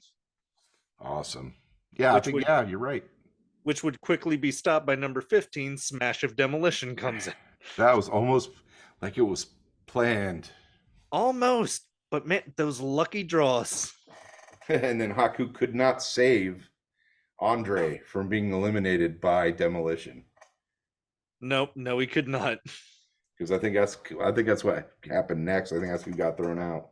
And I don't know what this meant to say because all of my notes were just taken speaking into the phone, trying to keep up. But number 16, Hakeem comes in, but the next note I have is demolition together in lemonade. Oh, eliminate. That's what it was trying to say. Lemonade. In lemonade, Andre the Giant. Someone came in with a pitcher of lemonade. And they came in and they were just saying, Andre, you want some lemonade? And Demolition takes the pitcher, dumps it on him. And Andre's so perplexed and flustered by that, he goes, oh, and falls out. That's how they did it, with lemonade. But there's so many, like, for the AEW ones, it for some reason, wouldn't record Darby Allin. Yeah. But it would record Sad Boy. Sad Boy. Sad Boy. So the whole time, it also wouldn't record Kushida. So my match notes are Marty McFly versus Sad Boy. And I feel terrible because I have such respect for both of them. Yeah. Like, for the sake of my notes, I have to do this. I think they would both appreciate that. They both think that was hilarious. In my opinion, I don't know them, but I think that they would probably think that was really, really funny. So Darby Allin was Sad Boy? Yes. You're not wrong. Right. I mean, like he's a goth kid or an emo, like they're all sad. So you're not wrong. And then what was Kushida? What did he? Marty McFly. Why? Oh, because of the vest. Because of Back to the Future. Yes. Because of his outfit and the.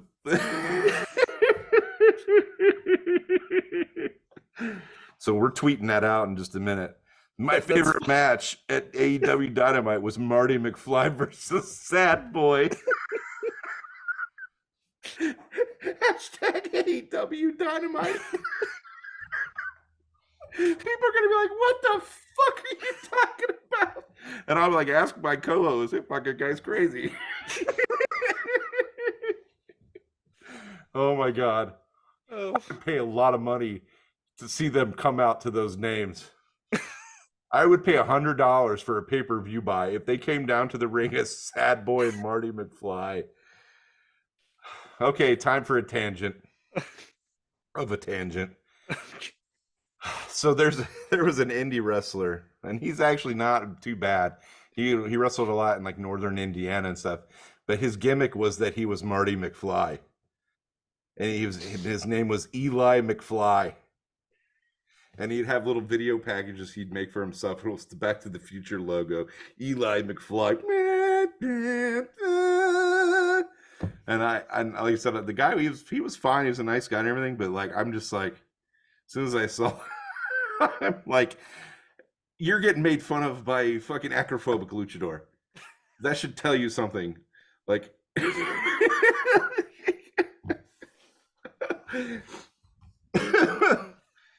oh my God. Like, the guy was fine. He was a nice guy. He's pretty talented, did some cool stuff.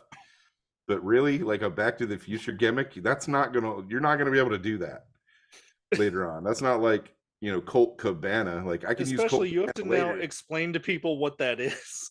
Yeah, exactly. I mean, well, this was a while back, but still, goddamn, dude.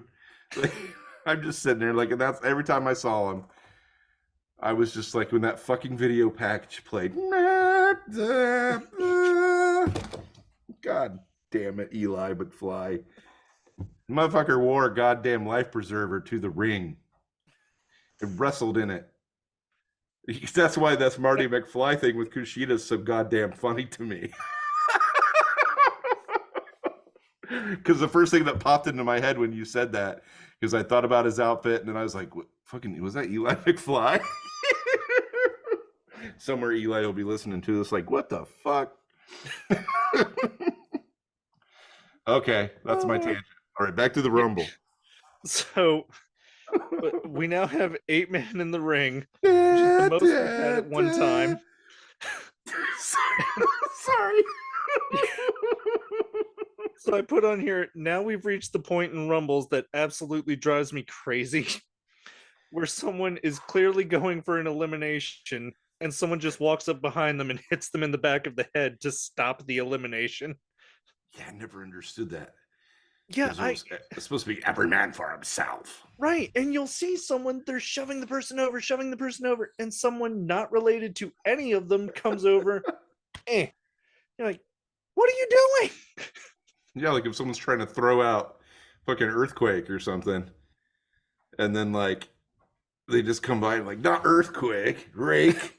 I'm raking your back. You can't throw out the guy that we should all be throwing out. I get you. It is really, it's really annoying. Or like, okay, so like say in another Royal Rumble when Davey Boy Smith had Shawn Michaels up for a gorilla press. All he had to do was walk over there because I fucking hated Shawn Michaels. I always hated Shawn Michaels. So he like, even when he was a face, I hated him.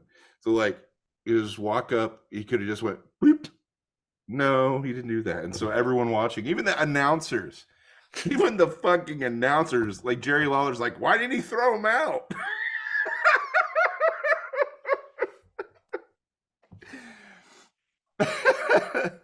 Well, guys, Davey might be a big, strong guy, but he doesn't have a lot upstairs. Jesus. Yeah, I see what you're saying. That's a good. That's my example of what pisses me off. All right, continuing on. Right. So when Andre was eliminated, Bret Hart was also eliminated, and I've gone back and I cannot find what happened or who did it. I can actually do this. I can do this. He was eliminated by Dusty Rhodes. Yes, he was eliminated by Dusty Rhodes. Probably just by happenstance. Fair enough. Probably was just there wrestling and he, because every man for himself, you know. And the one time the one time that actually fucking made sense, someone actually utilized the fucking rules of the match and they didn't show it. Nah, we're gonna show so and so like save this guy, but not like Dusty Rhodes like going by the rules. So okay. At 17, we have Jimmy Snuka comes in, and the crowd goes mild. Who immediately low bridges Akeem. Wow. And like, okay, that was it. That was it for him. And Akeem went out. That was it. And then we had the world's strongest man, Dino Bravo, which with Jimmy Hart, who's playing like fucking quadruple duty. Yeah. And had a different jacket for everybody like a professional. Oh, hell yeah. Jimmy Hart, man, he kept that shit real, dude. He still does, too. And so I looked it up. Apparently, before this event, Dino was going to go for the world record bench press, and Jesse Ventura was spotting him. Mm-hmm. And they claimed he got it, and Jesse says he only took off about 1 or 2 pounds by lifting it with his fingers going up. God. Which, having being nerdy enough to actually sit through the rules of the official bench press, not how that works, but okay. Oh my God. That's amazing. I forgot about that whole thing. Oh, geez. Also, I love the idea you're going for the world record bench press. You have a single spotter. That's it. No one on either side. It sure as hell ain't going to be Jesse Ventura. Right, especially you're gonna have someone just as strong as you. Yeah, you're gonna have, because he's like his neck and backward is like made out of the same shit as marshmallow cream. Yeah. At that point. No. So number 19, we have Earthquake. That was not the debut of Earthquake, but the very first pay-per-view showing of Earthquake. Yes. And he immediately eliminates Dusty. Yeah, which is big. And number 20 was Jim Neidhart. Yeah, I was wondering if Jim Neidhart was in this one. I couldn't remember if they had actually put him in this one. He was. Now, he immediately goes after Earthquake, which Jim is not a small man by any metric. Oh, and no. Earthquake just towers over this man. And once again, it's one of those, man, seeing you guys on television just does not do justice. Yeah. The Earthquake was a sumo wrestler. Yeah. I cannot remember. Tensai, I think, was His real name was something like that. Yeah. Oh, like his real name? Or I like think so. his you mean Earthquake? Yeah. Earthquake's real name was shit. I know this. Why can't I? I feel like it starts with a T. No, maybe I know it's a real simple name, and I can't. Goddamn, I gotta look this up because now it's gonna bother me. So John, I didn't have to. I remembered as I was doing it. John Tenta. Tenta, that's it. John Tenta is his real name. I as soon as kept I went having to type it, I'm like, Tensai in my head, like not even close. Not that guy. well, yeah, Tensai was Albert. Yes. That gimmick would have been really, really awesome if they wouldn't have had him team up with the Funkasaurus or whatever the fuck his name was. Well, also, and I so hate to put it this way, but the fans ruined that gimmick. Like when he came out and they all started chanting Albert at him, like, yeah, he's trying a new thing. Give him a chance. Yeah, because he had just come back from a big run in Japan. Yeah. There are so many chants that I am just over with wrestling fans. Like, I'm over the what chant. I've been over the what chant since it fucking started. Yeah. I'm gonna grab me another drink. Luckily, my fridge is right here. So, what do I got in here? Purple stuff. Sunny D. Just kidding. Oh no, I already had one out. There we go. I'm done. I was sitting right next to my speaker. Okay. Oh, so we now have 6 people in the ring, which includes Ted DiBiase, who is still involved in this. Man, we're like, what, 20 minutes in? I think we're a little further. Ted DiBiase would go on to last over 40 minutes in this. Oh, shit. Okay, yeah. I think he was... So yeah, if my notes are right, he was the first one to do that. So, and we're on what number are we on? We are about to hit number 21, the Ultimate Warrior. Okay, so he'd been in for about 40 minutes, 42 minutes at this point. Yes. Yeah. So Warrior comes in and fucking like psychopath, and he's all he just no-sells everything. He no-sells everything, and he's completely like, what do they call it when he comes in the ring? He's all like blown up because of him going on the ropes and running around like he's got a freaking seizure and all this other shit. And he's so damn tired when he gets to the Rumble, and then he starts just. That's why he's no-selling stuff, because he's so goddamn tired he can't take the bumps. That's my guess. And he just eliminates Dino Bravo like nothing. Yeah, because the world's strongest man can't hold up to the Ultimate Warrior. Right. Who, again, that promo he did leading up to it was just so, because when you're in parts unknown, you never know what's coming. Like, I have no idea what this man just said.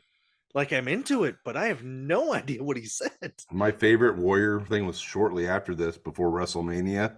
Yeah. He's at Saturday Night's Main Event or some bullshit, and he's like, where he had the red paint. Yeah, and he's like, tick tock, Hulk Hogan. And he always would do afterwards. I was like, God, you need a sleep apnea machine, bro. I think my favorite was, I think it was for the Hogan match, but it was, how should I train for this? Should I bury myself and let them run over me with lawnmowers? Should I? And the whole time just watching it going, there's a lot of logistics involved in this. Yeah. Like, is someone driving them? And if so, are they ready for the murder charge that happens afterwards? I never understood a goddamn word Ultimate Warrior said. All I know is I never liked him. I never bought into Warrior. Never did. Which, at least for the Hulk Hogan promo, you went, okay, he said he's going to work out really hard. What the hell did you just say? Yeah, does it have something to do with magic? Right. Is it aliens? What the fuck is happening here? Like what parts unknown? What the fuck are you? It reminds me so much the mentality of the two of WrestleMania 21, Triple H and John Cena, where it was Cena, I'm going back to where it all started. And Triple H, I've got the best nutritionists, I've got the best trainers, I've got the best, like, isn't that why you leave the place you started at and you go to the place with the best stuff? Like, I'm just saying, Tyson Fury, the world boxing champion, I'm pretty sure has a really good facility. Yeah, maybe. God damn it. Oh, Jim Warrior. So number 22, we have Rick Martel, the first person smart enough to just walk to the ring. Yes. Because Rick Martel is fucking awesome. Yes. He's always awesome. Rick Martel is one of my favorite heel workers in the business. Oh, his promo leading up to this, he's got the big sunglasses on, and the whole time just look at this profile. Look at it over here. That's a really good impression, like you just did. Like, oh, look at this profile. Look at this, and I'm sexy, and you know it. That was before arrogance too. He didn't have arrogance yet. That ton, the one grill him on suits like it's toilet water. And it was the cartoon-esque, like, Acme. what was it, pesticide sprayer? Yeah, it was like an Acme fucking lawn sprayer or some shit. Some Wile E. Coyote would have used to try to catch the fucking Roadrunner. Meet arrogance.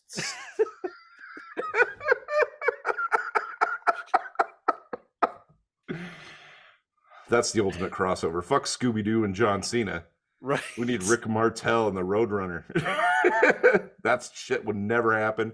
And you will have never heard that anywhere. Ladies and gentlemen, you've not heard that anywhere except for right here and this goddamn vast of insanity. There you go. Roadrunner Rick Martel. Meet. I don't even know why that's funny. It's just fucking stupid. I think because unlike Wile E. Coyote, Rick Martel would catch him. Like Rick Martel would have gotten the job done. Yes, he would have. Because he would have cheated. He wouldn't have just went to Acme and kept trying to catch him. He would have not regular traps. He would have just come out and sprayed something in his eyes. Yes. Like a fucking pro. Like a heel pro.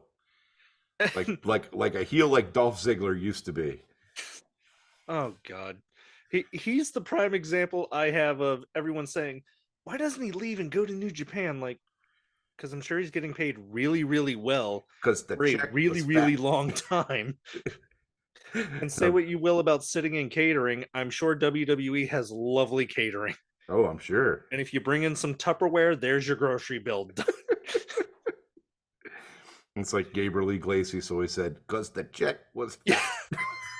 And I say that as a fan of Dolph Ziggler. I love Dolph Ziggler. No, I love Dolph Ziggler, but if you're going to not be used, you might as well not be used by the guy who's paying you the most. Right?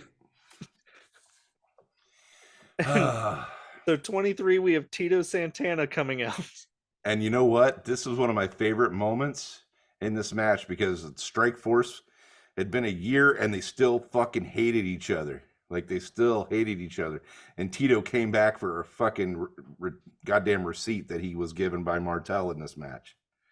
And that is my note. He goes directly after Rick Martel. Yes. Like, walks past 3 people to do it. Mm-hmm. And then here's my favorite non-elimination. DiBiase is about to be eliminated, but Virgil is holding him in the whole time. Yes. Like, that's a man earning his paycheck right there. I told you that there's one other thing that happened in a Royal Rumble. And I think I'd mentioned this on one of our spaces, was when Matt Hardy was Matt Hardy Virgin 1. Yes. And Shannon Moore would go underneath and lay down on the floor and put his legs up so Matt wouldn't fall out. I was like, yes. That was one of the greatest things. And then when I did it in an indie match in a battle royal. I came out with a tag team. I can't remember who the hell they were. And they kept trying to throw them out. And every time one of the tag team guys would get ready to get thrown out of the battle royal, I'd swing down and pull the Shannon Moore. Like every time. Like I'd be all over the ring because that was the whole thing, was they kept getting ready to get thrown out. And every time I would fucking pull Shannon Moore and like, trying to keep him up. Okay, moving on. Oh, my 2 favorite parts of the Mandy Rose Otis thing was one, when he catches her. But the best one has to be when Mandy is almost eliminated from the Rumble and Otis appears. And I don't know how someone as big as Otis just appears, but Mandy just lands on him and she gets right back in the ring. Amazing. Yeah, because he didn't even accompany her down for that. No. That He's was the just, weird thing, is like he literally just appeared. yeah, like Clarence, the fucking angel, Yeah. shows up, and she's like, boom, The only story I've ever heard of bigger people getting away with more was when Yokozuna was at the Duke weight loss clinic, okay, and they said, "Oh, he snuck out." Like, man's 800 pounds. What do you yeah. mean he snuck out? How do you Like, not see Yokozuna? I'm pretty sure he didn't tie a bunch of bed sheets and go down the wall. Like, I don't think he snuck out. I think he just left. Now I'm drawing that picture now of Yokozuna on a bunch of tied together blankets, fucking climbing out of a 3-story building. And it was Brother Love who said the story. And you're just watching it the whole time, like, that's called leaving. He just left. Like, we didn't see him.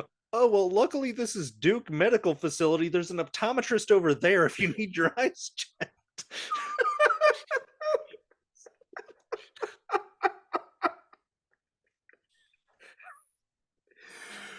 Oh God, Getting back on the tracks. you're killing me. So, number 24, Honky Tonk Man comes in.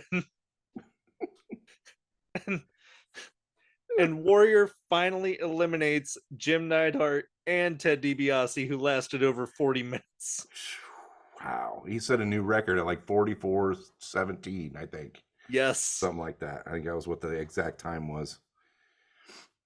And number 25, Hulk Hogan, who, by all accounts, Mr. Perfect was supposed to win this Rumble. Yep. And Hulk Hogan pulled that don't work for me, brother. like he has done so many times since. Right. Which is kind of why I love that people give Bret Hart such a shitty time for the Montreal thing. Like, he had creative control. It was well within his contract right to do that. Yeah. Yeah. Like, is it within his moral right? We can argue that, but contractually, that was his right to do and say. Definitely. Yeah. Which leads us to maybe don't write shitty contracts like that. Yep. That don't work for me, brother. God. Yeah, because it should have been fucking Mr. Perfect. Yeah. Because, dude, okay, Hogan was over still, and don't get me wrong, I was like, when I was a kid, like, I loved Hulk Hogan, and I was very happy to see Hogan whenever he came out. But Hogan didn't know the difference between a wristwatch and a wrist lock. Yeah. You know what I mean? Like, he didn't, unless he was in Japan. Yeah, well, then Anaki fucking made him work. Yeah. Or Inoki, or what you want to say. Yeah, and then they made him fucking move. Hogan could work when he was younger, but he got to that point in his career where he didn't have to. Because all he had to do was like John Cena's 5-move frenzy. That's all he had to do. He had his let's pummel me, and I'm going to Hulk up and give him the boot, leg drop, maybe a body slam after like you try to body slam, you fall down. They give you like one of their moves, you Hulk up again, and then so I don't remember the exact numbering he gave, but Kevin Nash, someone mentioned he had just 5 moves, and Nash goes, "That's bullshit, I've got 7." And he starts counting them, like, no, elbow in the corner, boot, and he just starts listing them. Like, see, I've got 7. What do you? I love Kev. He's funny. His stories are hilarious. Like, I have no idea what happened, but I know there's footage. Bob Holly is saying how he confronted Kevin Nash and the Clique. Yeah. And Kevin's listening to this just going, no, you fucking didn't. Like, you came in and you punked all 4 of us out at one time? No, you didn't. And again, like, I don't know what happened. I wasn't there. I wouldn't claim to be there. Just, I love the reaction of, no, you didn't.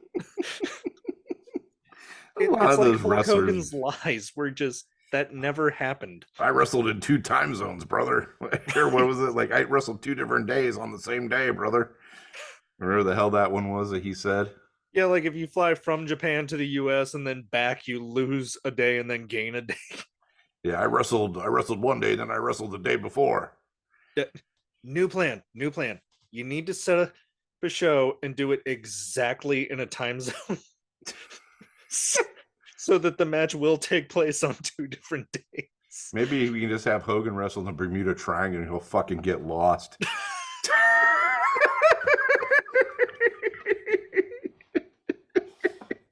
But that'll work for me, brother.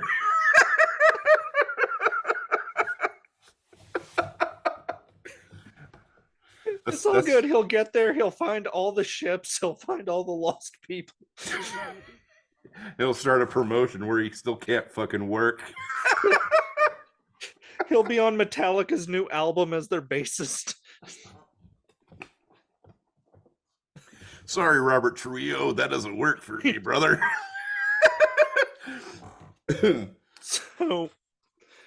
So number 26, your favorite, Shawn Michaels. This was the greatest Shawn Michaels Royal Rumble appearance in the history of mankind because it lasted about 10 12 fucking seconds. And he went in and he went right back out. And you know what? When Shawn Michaels and Marty Jannetty at this point, everyone's like, "Oh, we love the Rockers." I'm like, "Fuck that, Shawn Michaels. One of these days, he's going to show his true colors and he's going to fucking..." Now, I didn't get as precise to say he was going to throw his Marty Jannetty through a window on the barber shop, because fucking barbershop wasn't, But I told everyone, I was like, "Fuck this guy. He's going to be So anytime he'd get his ass beat, and they had the Orient Express kicked his ass once. Yeah. And Power and Glory fucking whipped him with a chain, Hercules' chain at the beginning of the match. Dude, I have never rooted for Paul Roma to win a match in my life. Until that day. Since then, or before then. But on that day, Paul Roma was my champion. And thank God for my spoken notes. Hogan lemonades honky tonk man. There it is again. Good old lemonades. And it's so weird because every other eliminated comes in perfectly. It's like, fine, he eliminated him. I don't know. So Andre comes out with that pitcher of lemonade. There's a little bit left. And Honky slips on it. Hogan pulls the ropes, and there you go. That sounds like some early AEW shit right there, like banana peels in the ring. You know what? I want to see the Elite do that. I want to see a spot where they get ready to do a super kick and one of them slips on a goddamn banana peel and then fucking lands on Kenny Omega. And then like all of a sudden Darby Allin comes down off the rope because he's not even in the match, but for some reason Sad Boy comes off the top rope with his fucking spiky little fucking Sad Boy jacket. Porcupine jacket. Lands on him. And then Hulk Hogan shows up and dumps lemonade. Greatest fucking spot in the history of wrestling. And we know for a fact Tony Khan can afford Hulk Hogan. Yeah. Yeah, he could. That is a man that is for sale. That's right. And yeah, fuck yeah. Yeah, you're right about that. It probably won't be lemonade. It'll be fucking orange juice. Because of fucking Orange Cassidy. And Hogan will be like, "Orange juice, that don't work for me, brother." No, they can resurrect. What was that match Orange Cassidy had with Chris Jericho where they were surrounded by orange juice pools? What? Yeah, what the fuck? Or what's it? Mimosas. Was that it? Yeah, something like, I don't know. I know it was fucking stupid. That's the only fact I can bring. That was stupid as shit. Oh, that was the one. Orange dumps orange juice all over the entire, not the Pinnacle. What were they called? The original Jericho faction? I don't know, fucking drenched in fucking orange juice.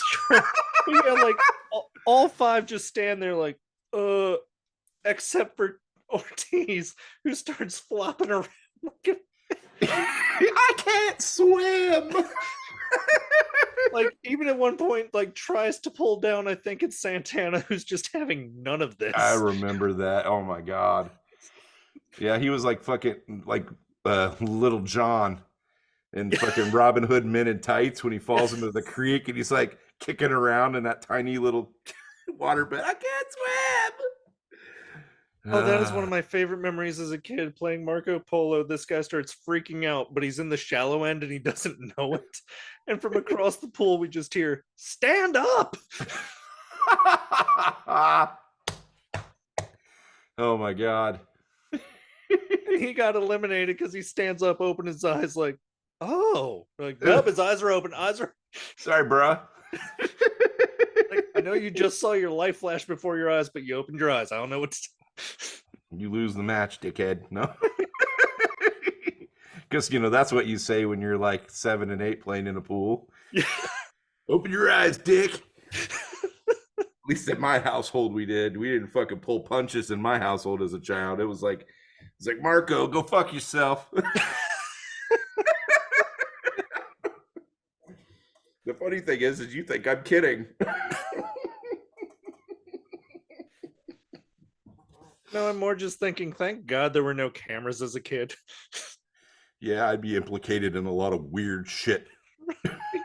Like, thank God Twitter didn't come around till I was already in my late 20s. Yeah, where we knew to make sure to be careful. Yeah. Facebook already taught us that lesson. God. So going back So now we Rumble. So now we get Hulk Hogan and Ultimate Warrior having a quick little one-on-one thing, and we get the preview to the match we're going to get at WrestleMania 6. Yes.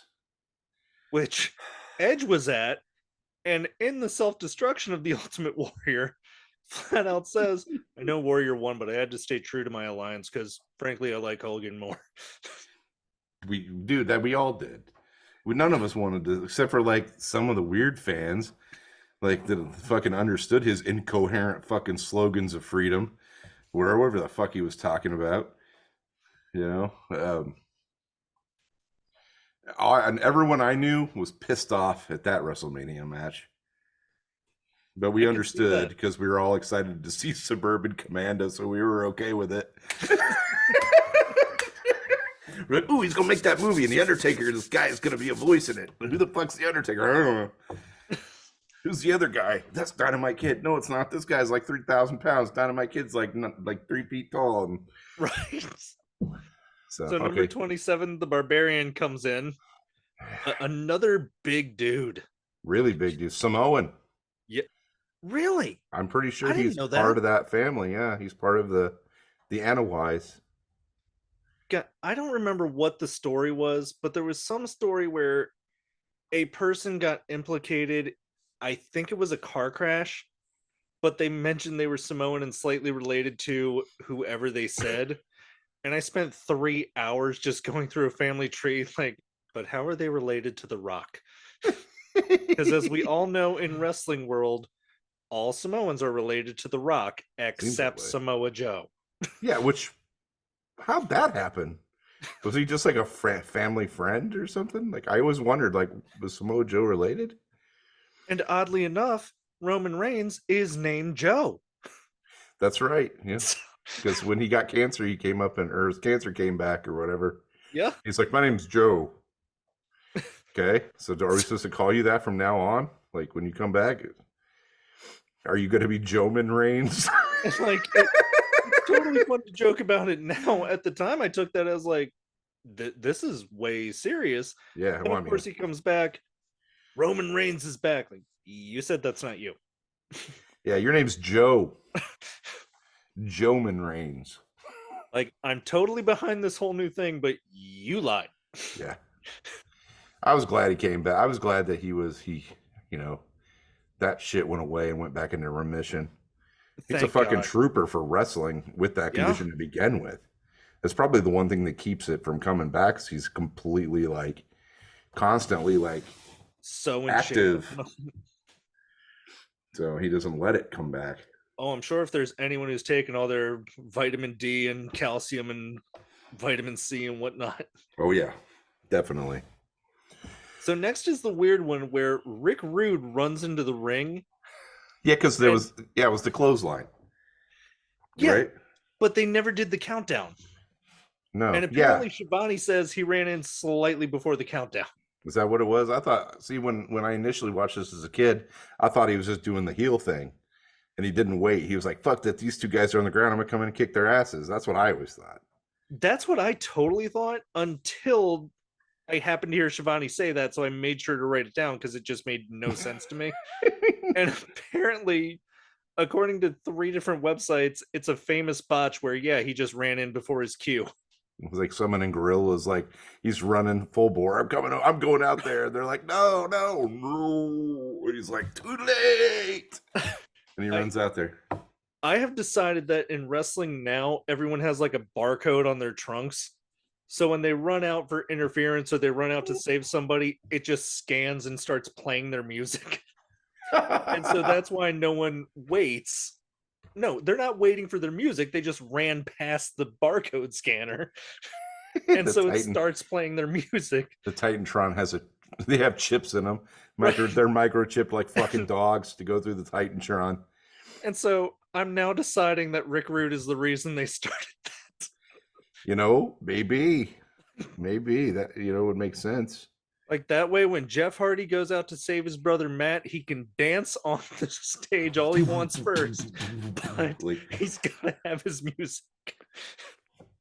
Yeah, and that's why the technology for the action figures with the Titantron was so easy to do, because they had already done it with the wrestlers. They're like, just slap those in some fucking toys; they'll do the same thing. Right. Boom, boom, boom, boom, boom, boom, boom. Like, I would love a backstage segment of someone who just got saved going, so, is there a reason you had to talk to the sound guy before you could save me from this guy who bashed me in the back with a steel chair? Dude, if they fucking did that on Raw, like say that happened on Raw and someone did that and made it part of the promo, I would lose my shit. It would be I'd fucking shit my pants and it'd be the greatest goddamn promo I've ever heard in my life. Right. I'd be like, finally, some fucking truth around here.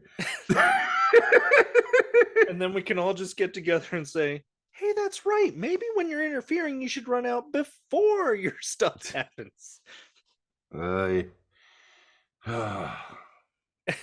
not bravado enough. So 29, we have Hercules. Yep, had to get that last face in there. Yeah. To help even out the odds for Hulk Hogan, who's getting fucking pummeled by the Barbarian and fucking Rude and Perfect, or was Barbarian out at this point? And I forgot to mention Warrior got eliminated by Hogan, but it was when he hit Barbarian and Rick Rude in the back. So they were trying to eliminate Hogan. Hogan comes up, hits Barbarian and Rick Rude. They just kind of drop Warrior. Yeah. And then Warrior comes in there and starts punching everybody. Yeah, I wrote on here, I can only describe this as a temper tantrum. And he literally ran to the back. Was it Jesse Ventura's commentary? He's like, Hogan threw him out. Why would he come in there and save him? Right. Well, guys, Warrior gets confused. Maybe it was the last time he tried to fucking get fresh with Andre the Giant in a match and Andre knocked him fucking silly. Right? Yeah, the fucking just run into my fist. Which is like, I don't know. I've met plenty of people in my life I didn't want to piss off. Andre the Giant might quickly skyrocket to the top of that list. Him and Haku. Right? That's why that would have sucked to have botched a move during a tag match with the Colossal Connection. Oh, yeah. Can you imagine how much Haku would fuck you up in a match if you accidentally hit him with a potato? Right. You fucking thumb to your throat. Maybe pop out your eyeball. What was that one match? I think they mentioned it on the Jim Cornette podcast. It was somebody did like a thrust kick to Rick Steiner and just like caught him. So the very next move you see, and I went back and watched this match, and oh dear Lord, is it the best looking clothesline you'll ever see in your life? Ooh. Rick just nails this dude. Awesome. And I mean, I had seen it before I knew the story, and the whole time going, wow, he's selling that really, really well. And you hear the story and go, oh, because he's dead. Yeah, fucking Rick knocked him into another dimension. It's like Rhino's fucking gore. Yeah. Like, that's one thing I think about so many tag teams now. Is like, I would love to hear the conversation between some of these guys and say the Road Warriors or the Steiners. Yeah. Like, all right, so you're going to hit us with the Doomsday device and we're going to both kick out of it. Like, sure you are. Or the Bulldogs, man. The Bulldogs were brutal too. Like, Yeah. really brutal. Fucking, they like beat the shit out of Mick Foley. Right. Like, what did they do? Break a couple of his ribs or something? Yeah, like In his debut match as a jobber? yeah, his big thing was he got his elbow in. Yeah. And he even said in the commentary, I was shocked the crowd didn't go crazy for such a devastating move. And then I realized they were about to see a devastating move. Oh, I love Mick. It's great. He's such a good storyteller. He is. Oh yeah, I've got damn, I should have shown that. I've got he made me a Mr. Sacco. Oh, nice. And it's sitting over here on my thing. Like, I was sitting there and he had a sock and he just sure enough just went beep, beep, beep, beep, made it for me and signed it. I'm like, I hope you didn't take that off your leg because that's kind of gnarly. Even watching it as a kid when he would pull it out of his trunks. It's so many. And then jam it down their fucking in their mouth. Yeah. Oh. And I'll never forget one of my friends going, oh, well, at least he didn't take it off his foot. Like, that's not better. Yeah, that's got ball sweat all over it. Like, I don't know which is worse. Like, there's no version of this that comes out good. I mean, Pat Patterson might have been okay with it. I don't recall seeing him pull out a glad Ziploc bag. Yeah, that would have been funny. He would have been like, hold on, guys. Yeah, that's kind of gnarly. I'm surprised that like some of the guys were okay with him doing that. That's it. Free commercial for Glad. Mick Foley pulls out the sock. Like, red and green make yellow. That's how I know it's closed.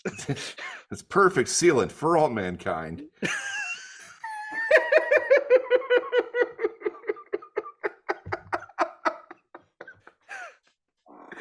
Oh shit. All right, back to the Rumble. We're almost done. Number 30 is Mr. Perfect, who made it clear he drew the perfect number. Of course he did. He caught his own pass from across the field. Yeah. And then immediately pulled out number 30. Thank you, spoken notes. Hercules illuminates the barbarian. So is he like fucking shine a flashlight on him and the barbarian has so much sweat that it just fucking radiates light from him? I'm counting it. He illuminates. I think that would have been a little better than just a toss out. I think him just going, look, oh, he looked like Bobby Roode at the beginning of his entrance, and then like, okay, sorry, I'm. So Perfect pulls down the top rope, which eliminates Rick Rude. And finally, there's a back and forth until Hulk Hogan wins, because God damn it, we will not end this without Hulk Hogan posing. Brother. And then he pulled out the fucking sign that said Hulkamania will live forever. Yeah. I remember that because as soon as the Rumble was over, I went to my room with my markers and a white t-shirt, and I drew that same sign on a t-shirt and wore it to school the next day. Oh, that's fantastic. I did. And then the one guy in the class was like, you must have watched the Royal Rumble last night. I'm like, no, I just did this. I'm a third grader at the time. I'm like, no, this is why I do this every Tuesday. I just make a random fucking Hulk Hogan shirt and wear it to school with markers on a t-shirt. Sorry. I know he just retired from comedy, but I always love those Bill Engvall things of like, yeah, some guy had a hanger down his car, and this guy, oh, did you like your keys in your car? Nope, just washed it. Gonna hang it up to dry. Nice. Oh my God, it's funny. So I figure all we've got left is the tease for next time, and we should probably do. Oh, we still need to do our top 5. We do have to do our top 5. All right. Do you want to trade off? You do one, I'll do one. Sure, we can do it that way. All right. Pull up my notes so I have them. There we go. All right, go ahead. You can go first. So This is the top 5. Crowd goes mild.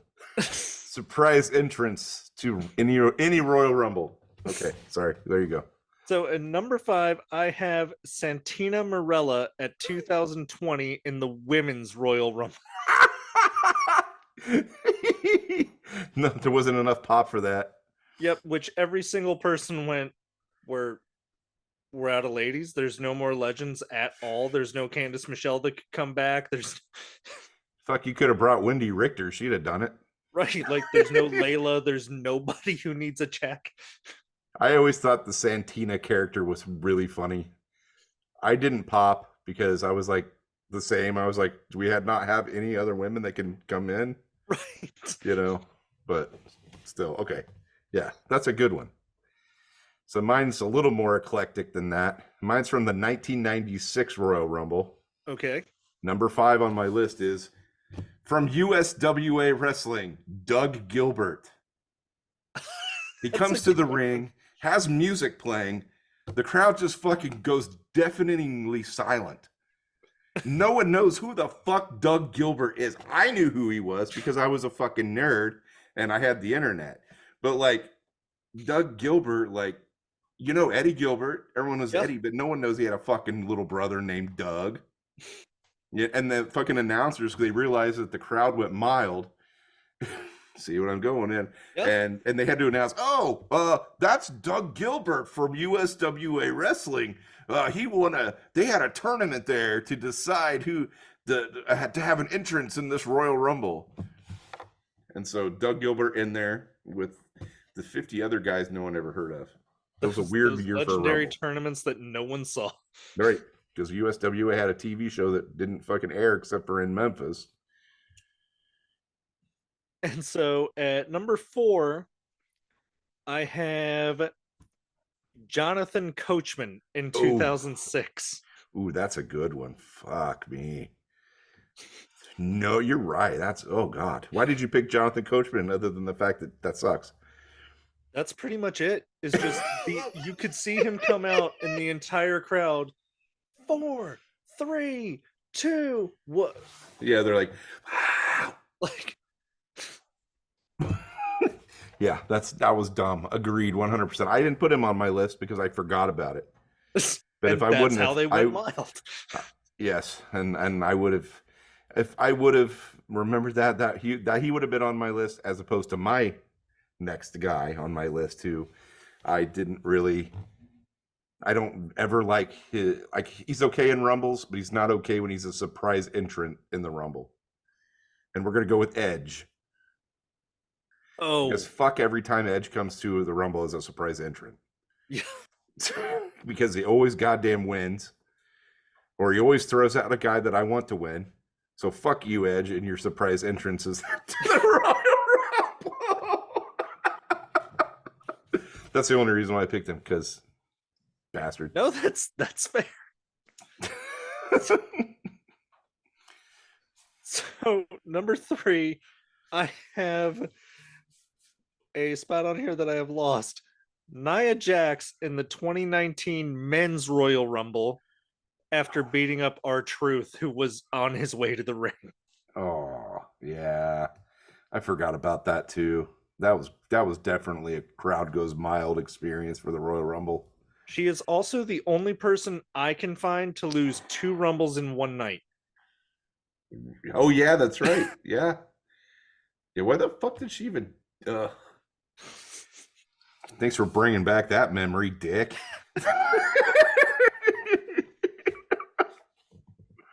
Oh God, yeah, that was terrible. Good, that's a good one. Yeah.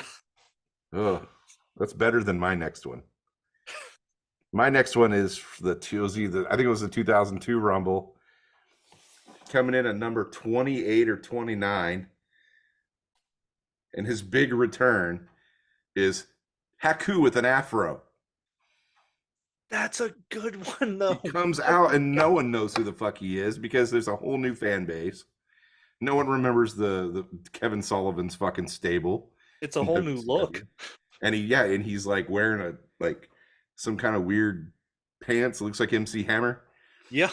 And he's got this giant fro. Like when he came out, I didn't even know who the fuck he was because he also came out to the Head Shrinkers music. Yeah. And I was like, what the I go, wait, that's fucking Haku. The crowd died. Like they were just like, who the fuck is this guy? Oh, and they had a tag match with Kane and The Undertaker later that year, if I'm not mistaken. Yeah, Rikishi and Haku versus Kane and The Undertaker. Yeah. I mean, I was happy to see Haku. I always liked Haku, but for an entrant in the Rumble, it was like Sure. why? Like, but and I think who won that year? Was it Triple H that won that year? And 2002. Yep, his Triple big H. return. Yeah, that was his big return after his injury. That was the highest selling U2 album, I think, because of me. What? I listened to Beautiful Day on repeat way too many times during that. Nice. It's a beautiful day. Oh, that was when I first started going to the gym, so like that was my pumps. Oh, that's cool. That's an interesting choice for the gym. It was a terrible choice for the gym. I said interesting. I wasn't going to be an ass about it, but if you're going to say, yeah, that's kind of a terrible choice for the gym. Like, I'm more than cool with right now. Spice Girls come on every now and then. Like, that's fair. Deal with that. It's not as bad as U2 Beautiful Day. Dude, fucking Wannabe gets me pumped up too. I'm like, man, I'm just thinking to myself, I'm like, you know what I really want? I really want to get pumped up. That's a fucking awful joke. Okay. And then it says, if you want to be my lover, and then the guys next to me when I'm singing along get really, really upset. Oh, I have never missed an opportunity of, if you want to be my lover, you got to get with my friends, and immediately turning and going, all of them at once, or can they form an orderly line? Nice. Like, that is one thing of just, you never miss that opportunity. Oh God, you're gonna kill me, bro. I'm getting the Murtaugh, man. I'm too old for that shit. I think it's my turn. At number 4, I have 1993 Terry Taylor. Mostly because fans did not forget who the Red Rooster was, and boy, did they let Terry know. Yeah, I forgot. It was in 1993? Yes. The one the Yokozuna one, right? Yep. Yeah, I forgot he was in that one. And yeah, he left after being the Red Rooster in 1990. Then he came back as Terry Taylor, and boy, did they just... Terry Taylor, wait, I remember you. Cock-a-doodle-doo. Yeah, because he went over to WCW and he became... he was Terry Taylor, and then he got with Mike Rotundo, and he was Terrence Wall Street, or no, Terrence Taylor, and he was with Michael Wall Street. That's what it was. Yep. Jesus, that's all. I forgot man. That's how memorable that was for me. I forgot he was even in the '93 Rumble. Now I'm gonna have to watch the '93 Rumble just so I can fucking listen to the crowd shit all over him. Poor Terry Taylor. I feel so bad for the guy because he's so incredibly talented, but just got settled with the Red Rooster. And what can you do?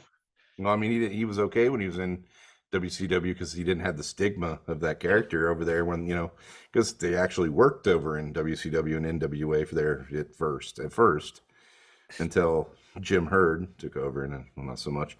Boy, that. All right, so my next one is one of the worst entrances. Although he can work, I don't like the fact that he can work because I don't really think that this was a pointless entrance into a Rumble. I think it was last year, and we're gonna go with Bad Bunny. Fair enough. Who gives a shit? You know what I mean? Like, you're fine. You're a good musician. Fucking make music. Say the fuck out of my Royal Rumble. I don't want to see you there. That's actually my problem with celebrities in wrestling. Is it used to be, okay, I'm or at least I was at one point, a really good racquetball player. Yeah. And I will flat out say, if you take someone who's really good at any other sport, I will kick their ass. That being said, just because you're a celebrity doesn't mean you come in and suddenly you can play racquetball. Yeah. Just because you're a celebrity and come in doesn't mean you know how to wrestle. Like, if Lawrence Taylor was taken to the limit against Bam Bam Bigelow, yeah, Bad Bunny should be struggling a twinge. A little bit. And it was the only time I ever thought that I always thought a celebrity entrance into the Rumble was great was Drew Carey. It was like 2001 Rumble. Yep. And that what it was, where he came out and he tried to fucking give Kane money. And Drew did exactly what he should have done when Raven came out and saved him. He just got over the Got top the rope, got fuck out, out. like, I'm done. I'm out of here. Yeah, that was awesome. I love that. Like, I still will watch that and enjoy it because mostly because of just the absurdity of him trying to pay Kane money so he won't beat him. That was good. And the interview before that where Vince is like talking to him because he's talking to Trish and Vince is pissed off about it, so he puts him in the Rumble. And then later on, fucking Kitten Alley Suck comes in. I mean, Tiger Alley Singh comes in. Yeah. I call him Kitten Alley Suck. I always have, because he was very terrible. And he was there with his new tag team of D'Lo Brown and Mosh, Chad Warrington. I think that's and he comes in there and they're fighting over who's going to come into the Rumble. And Vince is like, no, you guys are not coming into the Rumble. I gave your spot away. And Kitten Alley Suck is like, he's like, our number? Who's taking your place? And he's like, Drew Carey. And like, Kitten Alley Suck looks up and he's like, Drew Carey? Who's Drew Carey? And Vince is like, walks away rolling his eyes. That is like the complete definition of how they treated Kitten Alley Suck the whole time he was in there. Vince rolling his eyes and looking away. Yeah. So, and Kitten as the last one I Suck. Kitten Alley Suck. Yeah. Father was a great wrestler because his father was Tiger Ali Singh. Well, Tiger Ali Singh was that character. That's but his dad was like, you know what? I gotta look it up because I know it. It was the top of my, but my fucking brain's not working. Tiger Ali Singh, Tiger Jeet Singh. Yes. Okay. No, that I recognize. Yeah, Tiger Jeet Singh was his father. Which there was a big deal going on, and they were trying to get in the good graces of Tiger Jeet Singh and everything else, which is why Tiger Ali Singh got signed to a deal. He got signed to a deal, and they realized that he was awful. And so basically Vince rolling his eyes in that segment was the definition of how they treated him the whole time he was there. Okay, go on. I'm sorry. All right, so the last one I have now, the elimination of this person is the stuff of legend, but him coming out was shit on entirely. 2002 Maven. Yes, because Maven, he had just won Tough Enough. Like, he didn't even come out in gear. It looked like just Adidas warm-up pants. Yeah. Didn't he eliminate the Undertaker? Yeah. And then he just gets killed by death for like the next 10 minutes straight. Yeah. And this was when the Undertaker would constantly do that to people. Like, at one point, he goes to OVW and he's beating up David Flair. And Flair says the great line of, "What are you doing?" Oh, and yeah, Undertaker I remember just that. responds with, "I'm kicking your ass."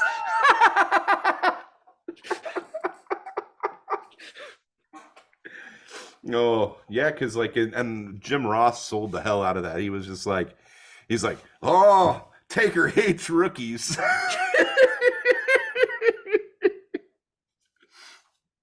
That was great. Oh, I'm on my last one. You're gonna love this one, and you're gonna be pissed that you didn't think of it. So my number one pick for the worst crowd goes mild surprise entrant in the Royal Rumble 2012, Michael Cole. You know, I had that on here too, and I just chose not to go with it. Damn. Yeah, Michael Cole, because why? Yeah. Who gives a shit? I don't like you as an announcer, a commentator. I definitely don't like you in the ring. Worst match at WrestleMania ever with him and Lawler. Oh, it was terrible. It was yeah. But much Cole. Like the promo where Becky Lynch was deadlifting that thing as much as she could, Jerry Lawler carried that thing like it had handles. Yes. Now, special mention to the 2023 Royal Rumble. Here's going to be personal crowd goes mild because you know this shit's going to happen. And I don't want it to happen, but it's going to happen. We'll have to see goddamn Logan Paul and his goddamn brother being in the Royal Rumble. Oh God, that's going to be two entrances that they're going to waste on those two assholes. I'm sorry. Or Logan Paul he did a high fly spot in Saudi Arabia. I don't give a fuck. Shut up. Go away. Right. You know what I mean? Like you are cringe, and so yeah, special mention. Just in case we got to it, I had here a potential list of Royal Rumble comebacks. Oh, okay. Neither of the Pauls are on it. Really? I'm surprised. No, for the men, I want to hear that list. Who's your list? I want to hear this. I could see X-Pac, Wade Barrett, Punk, but purely out of spite. Dragon Lee, since he just signed. Rock and Austin. I feel like Austin's prepping for something. I doubt it would be the Rumble, but there's part of my brain that says he would do a thing. Like maybe not enter into it, but somehow involve himself in it. Okay. Like I'm not even picturing how that would work, but I feel like you don't put out a bunch of videos of you lifting weights all of a sudden unless you're prepping for something. I don't know. Maybe we're going to get lucky and see the Rock Austin 4. Sure, why not? They're going to come out with fucking canes and walkers. Dude, I would. No, I'm just kidding. They would probably. When you said they were going to come out with Kane, I actually pictured. So Glenn Jacobs just takes away from his mayorly duties. Hi, everybody. I'm making everyone angry on the internet. I want in on this shit. That sounds like a Vince fucking thing right there. Yeah. All this good shit. So the women, I think, is way more realistic. I had Naomi because, wow, if ever... I don't even know the right way to word this, but Sasha definitely made out better in that walkout than Naomi did. Yeah. Chelsea Green, I know, just got signed. Yeah.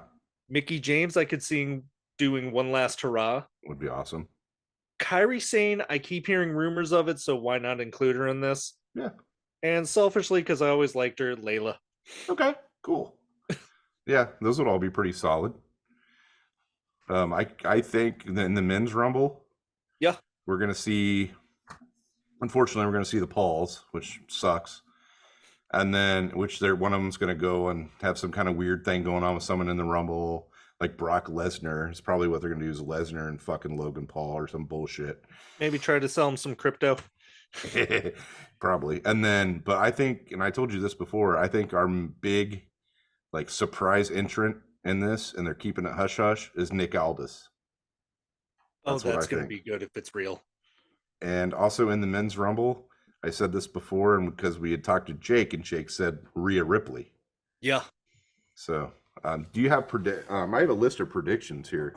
Did you have predictions for the rumble? Only the ones we had gone over before. Mine really haven't changed. I'm picturing Rhea wins. I would love to see Sammy win, but they're totally setting up for Cody to win. Yeah, I hope they don't, but yeah. Not anything against Cody. I just don't want to see him get in that easily because it's not a surprise and it sucks. Right. I have Cody goes over, Sammy should, which we talked about. Yep. We just talked about it again. I agree with Rhea Ripley winning the women and probably going to win the Rumble. I think Rhea's going to win the women's Rumble, and then she's going to come into the men's Rumble. And then I think Beth Phoenix is going to come into the men's Rumble. Oh, that'd be fun. And then they're going to beat the shit out of each other in the men's Rumble and throw each other out. Because she's going to come in there all cringe, like with Dom trying to help him. And then, then you're going to get Beth Phoenix in the middle of the Rumble with Rhea Ripley, both in the men's Rumble. That's what I think is going to happen. Now that you've said that, I'm wondering, do you picture we get Maurice in the women's? Maybe. That would make sense. Like, sure. Yeah. I mean, because even I'm thinking back to Raw, which I just watched today. Miz was in the 6-pack challenge, but Bronson Reed wasn't with him. Yeah. Are they not together? No, because that fucking whole thing didn't make any goddamn sense. They had Bronson Reed coming out with the Miz, like, to help him win over Dexter Lumis, and then the next week they have. And the Miz is going, oh, Bronson Reed. And Bronson comes out, is like, I don't like you, and walks off, and that's the end of it. Okay. There's no fucking reason for that. But I think, was it you and I that were talking about this, where I think we Yeah, were if talking you had about this just the other had day. Bronson look over and go, now that your money's back, make sure the check clears. Right. And if yeah, that idea. And if they would have just done that, it would have sold the whole goddamn thing and it would have been fine. Yep. But no, he's just like, it's just like, okay, whatever, bro. But yeah, I think The Rock is going to come back, but I don't think he's going to come back in the Rumble. I think he's going to come back during the Owens Reigns match. Isn't there something they're doing where, like, I think you had told me every family member is supposed to acknowledge Roman coming up? Yeah, on Monday. Raw 30. Yep, on Monday. They're supposed to have. So I think maybe they're gonna tease it, and then he's not gonna show up, and they're gonna say something about it. Like there's gonna be some kind of saying about it or something, and then at the Rumble, because the Rumble's only like a week and a half away or something, less than that, and then Rock's gonna show up during the Owens Reigns match when like they're all pummeling Owens after he loses, because Owens is gonna lose that match. Oh yeah.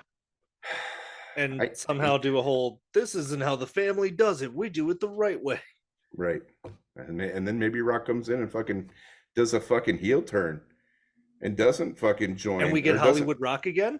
Yeah, maybe we have The Rock and The Rock doesn't acknowledge Roman, but The Rock's there to like, just like you said, he's gonna be like, this is not how we do it. We do it like this. And he turns around and just clocks Kevin. Okay. Maybe. Sure. It would make more sense than doing a Rock like Reigns match with Cody winning the Rumble. Like, I don't know what they're going to do, if anything at all. They may not do anything, but it seems kind of weird that they're saying that the whole family is going to show up and acknowledge Roman, and then the most famous person doesn't show up. Right. And if they do that, that's such a fucking stupid idea. And as a person who has a goddamn master's in fucking screenwriting and storytelling, that would get me an F.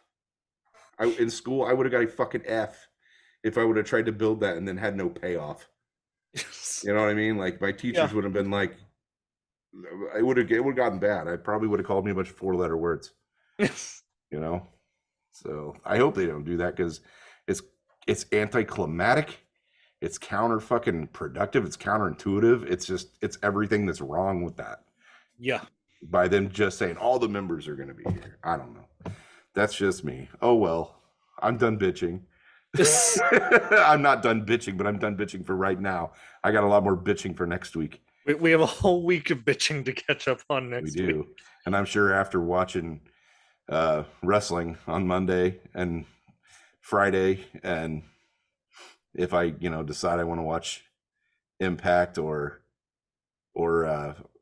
fucking NWA Power, which, does anyone even watch NWA Power anymore? I don't. I mean, when it first came on, it was a breath of fresh air. I loved it, and then it slowly morphed into what I didn't like. Yeah, maybe we're gonna get Aaron Stevens in the Rumble. That'd be fun, actually. we get Damian Mizdow. He comes out and throws Miz out. That'd be funny. I would love if he wears the flesh-colored tights. Yeah. And even better would be looking over at all of my friends going, I don't think you understand. I had to suffer through this for weeks. You can suffer through for 10 minutes. Who else? Trevor Murdoch. Is he not with NWA anymore? He is, yeah. They don't have a deal with them. But it would still be kind of cool. No, that'd be awesome, actually. He's a great fucking dude. Because he doesn't he go by like Jethro Holiday now or some shit? Yeah, something like that. Well, dude, like he looks so much like Dick Murdoch. Oh, it's uncanny. Like they should bring him back. There's so, I don't know. This is reaching though. Like I'm looking at like NWA's roster and realizing that shit's dying quick. Especially plus after that would really involve WWE teaching their fans of who Dick Murdoch was. Yeah, which they may not want to do that. Yeah. Dick did some really. Dick Murdoch was in the 1996 Royal Rumble. Oh, he was. Yeah, they had a lot of legends, man. Carlos Colon. Wasn't that the one Mil Mascaras was in? Mil Mascaras was in it. Like, there's a lot of the AAA CMLL guys from that era in that 96 Rumble. I distinctly remember when I was going back, I had just become a wrestling fan, so I didn't know who they were. And once again, that was more of the, God damn it! Now I have to look up all these people. Yeah, and then you did just like I did. Like, who the fuck is Doug Gilbert? Right. Yeah. And Carlos Colon. Yeah, like Carlos Colon was in that match. Yeah, there was Dory Funk Jr. was in that match. And have you seen Carlito now? Yeah. Carlos's son? He's jacked to the gills. Dude, Carlito is such a fucking nice dude in person. Yeah. He is a big horror movie fan. Oh, So nice. he and I spent about an hour backstage at a show talking about our love for John Carpenter. And like he and I were talking about like both of our favorite movie, one of his, my favorite, but we were talking about how much we both love Big Trouble in Little China and how it's one of the best movies ever.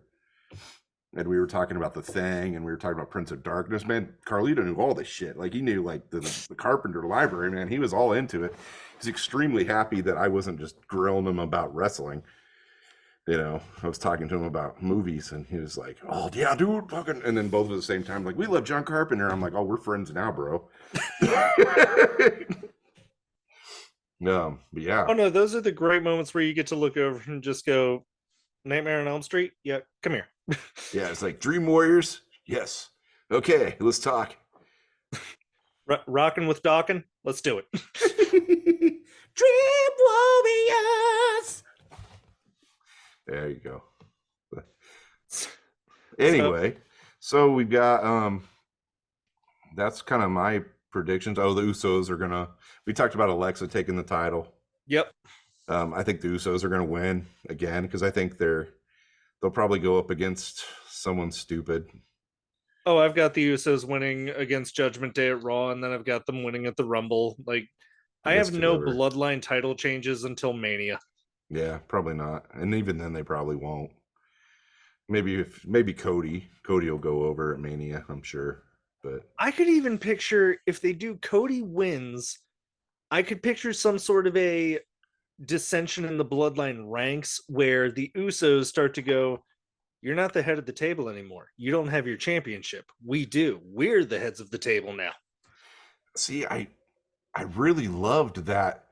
Was it Jay or Jimmy that was like fighting against Roman? Yeah, main event Jey Uso. Yeah, that was great. Yeah. It was fucking great. And I really wanted to see him win. I knew he wouldn't, but man, he made me give a shit. Right. And I think that's why I want Sammy to win the Rumble, and I want him to win accidentally. You know, like it's the bloodline in there and he accidentally bumps into one of them, they fall out, and Sammy's, you know. Yeah. That would be such good storytelling. And if it's some sort of a like Sammy doing the whole I don't want it. But of course, Adam Pearce, like contractually, you have to. Yeah, because he has both titles, so it's not like you can choose. Right. Unless Roman drops one of them to Kevin Owens, which is possible. And they can even do one of those like, you're not allowed to lie down. If you lie down, you're fired. Yeah. Yeah, you don't want to be pulling a fucking Jeff Jarrett on Hulk Hogan. Oh, that. You don't want. He didn't even that wasn't even the finger poke. That was Kevin Nash, and that was part of the story. But this Jeff Jarrett one was awful. Yeah. So yeah. Anyway, we probably should wrap up. We've been talking for what, 3 hours? I think. Yeah, our 1 hour show. Our 1 hour show expanded. I figured the first one would go pretty long. I don't mind talking this long. It don't bother me. But no, also the chicanery and shenanigans that happened with Dynamite, we had to recap that after audio was terrible for everybody in the world. Yeah. Yep. All right. So next week, I have a few notes here, things we can talk about. Okay. We'll go into our next deep dive, and you can say what we're going to deep dive next week. So in honor of Jay Briscoe, we're planning on doing a deep dive of Supercard of Honor 7, the match between Jay Briscoe and Kevin Steen. Did I say Jay's name wrong earlier? No. Okay, good. I don't know why. I thought I said his name wrong. No. So in honor of Jay Briscoe, we're going to review Supercard of Honor 7, Jay Briscoe versus Kevin Steen, where Jay Briscoe wins his first ROH World Championship. Nice. Cool. And I haven't watched this match, so this is going to be a new one for me to see. So I'm excited. This will be, I'll be able to really like, and you know it's going to be good. So. Oh yeah. And then we'll talk more Rumble fun. We'll talk a little bit more because Royal Rumble will be coming up that weekend. And by then the card should finally be shaping up. Yeah. I'll try to get this thing out before the second episode. I'll get it out before the Rumble after we record. So I'll try to get it out like maybe like Saturday or something, or before the Rumble, Friday night or something. Depends on how quick I can get them out. And then we'll announce kind of, I figured by that point we'll know where this whole thing is going and where you can find us. I mean, by that point we'll probably announce it on Twitter, and if they're listening to it, then they already know where they can find it. But we'll just kind of announce what we're planning on doing. We'll jump into AEW, Raw, SmackDown, NXT. If I'm feeling spry, Impact and NWA, which I don't think I'm going to be spry enough for that. And if something happens, and we'll talk a little bit about the new authority figure / general manager of Impact Wrestling. Yeah, that Santino Marella. That is a thing that is happening. So, and that's what we'll talk about on the next one. Should be a lot of fun. And yeah, that's all I got. So this has been, you can say the title. This has been Wrestling Headlocks, Headlines, and Hijinks with Gringo Fantastico and the Heel Turtleneck. Nice. All right, guys, take it easy, and we will talk to you soon. And thank you for listening to our show. And give us some feedback on social media once you listen to it, once we got it posted up. And we'll see you next week. Peace.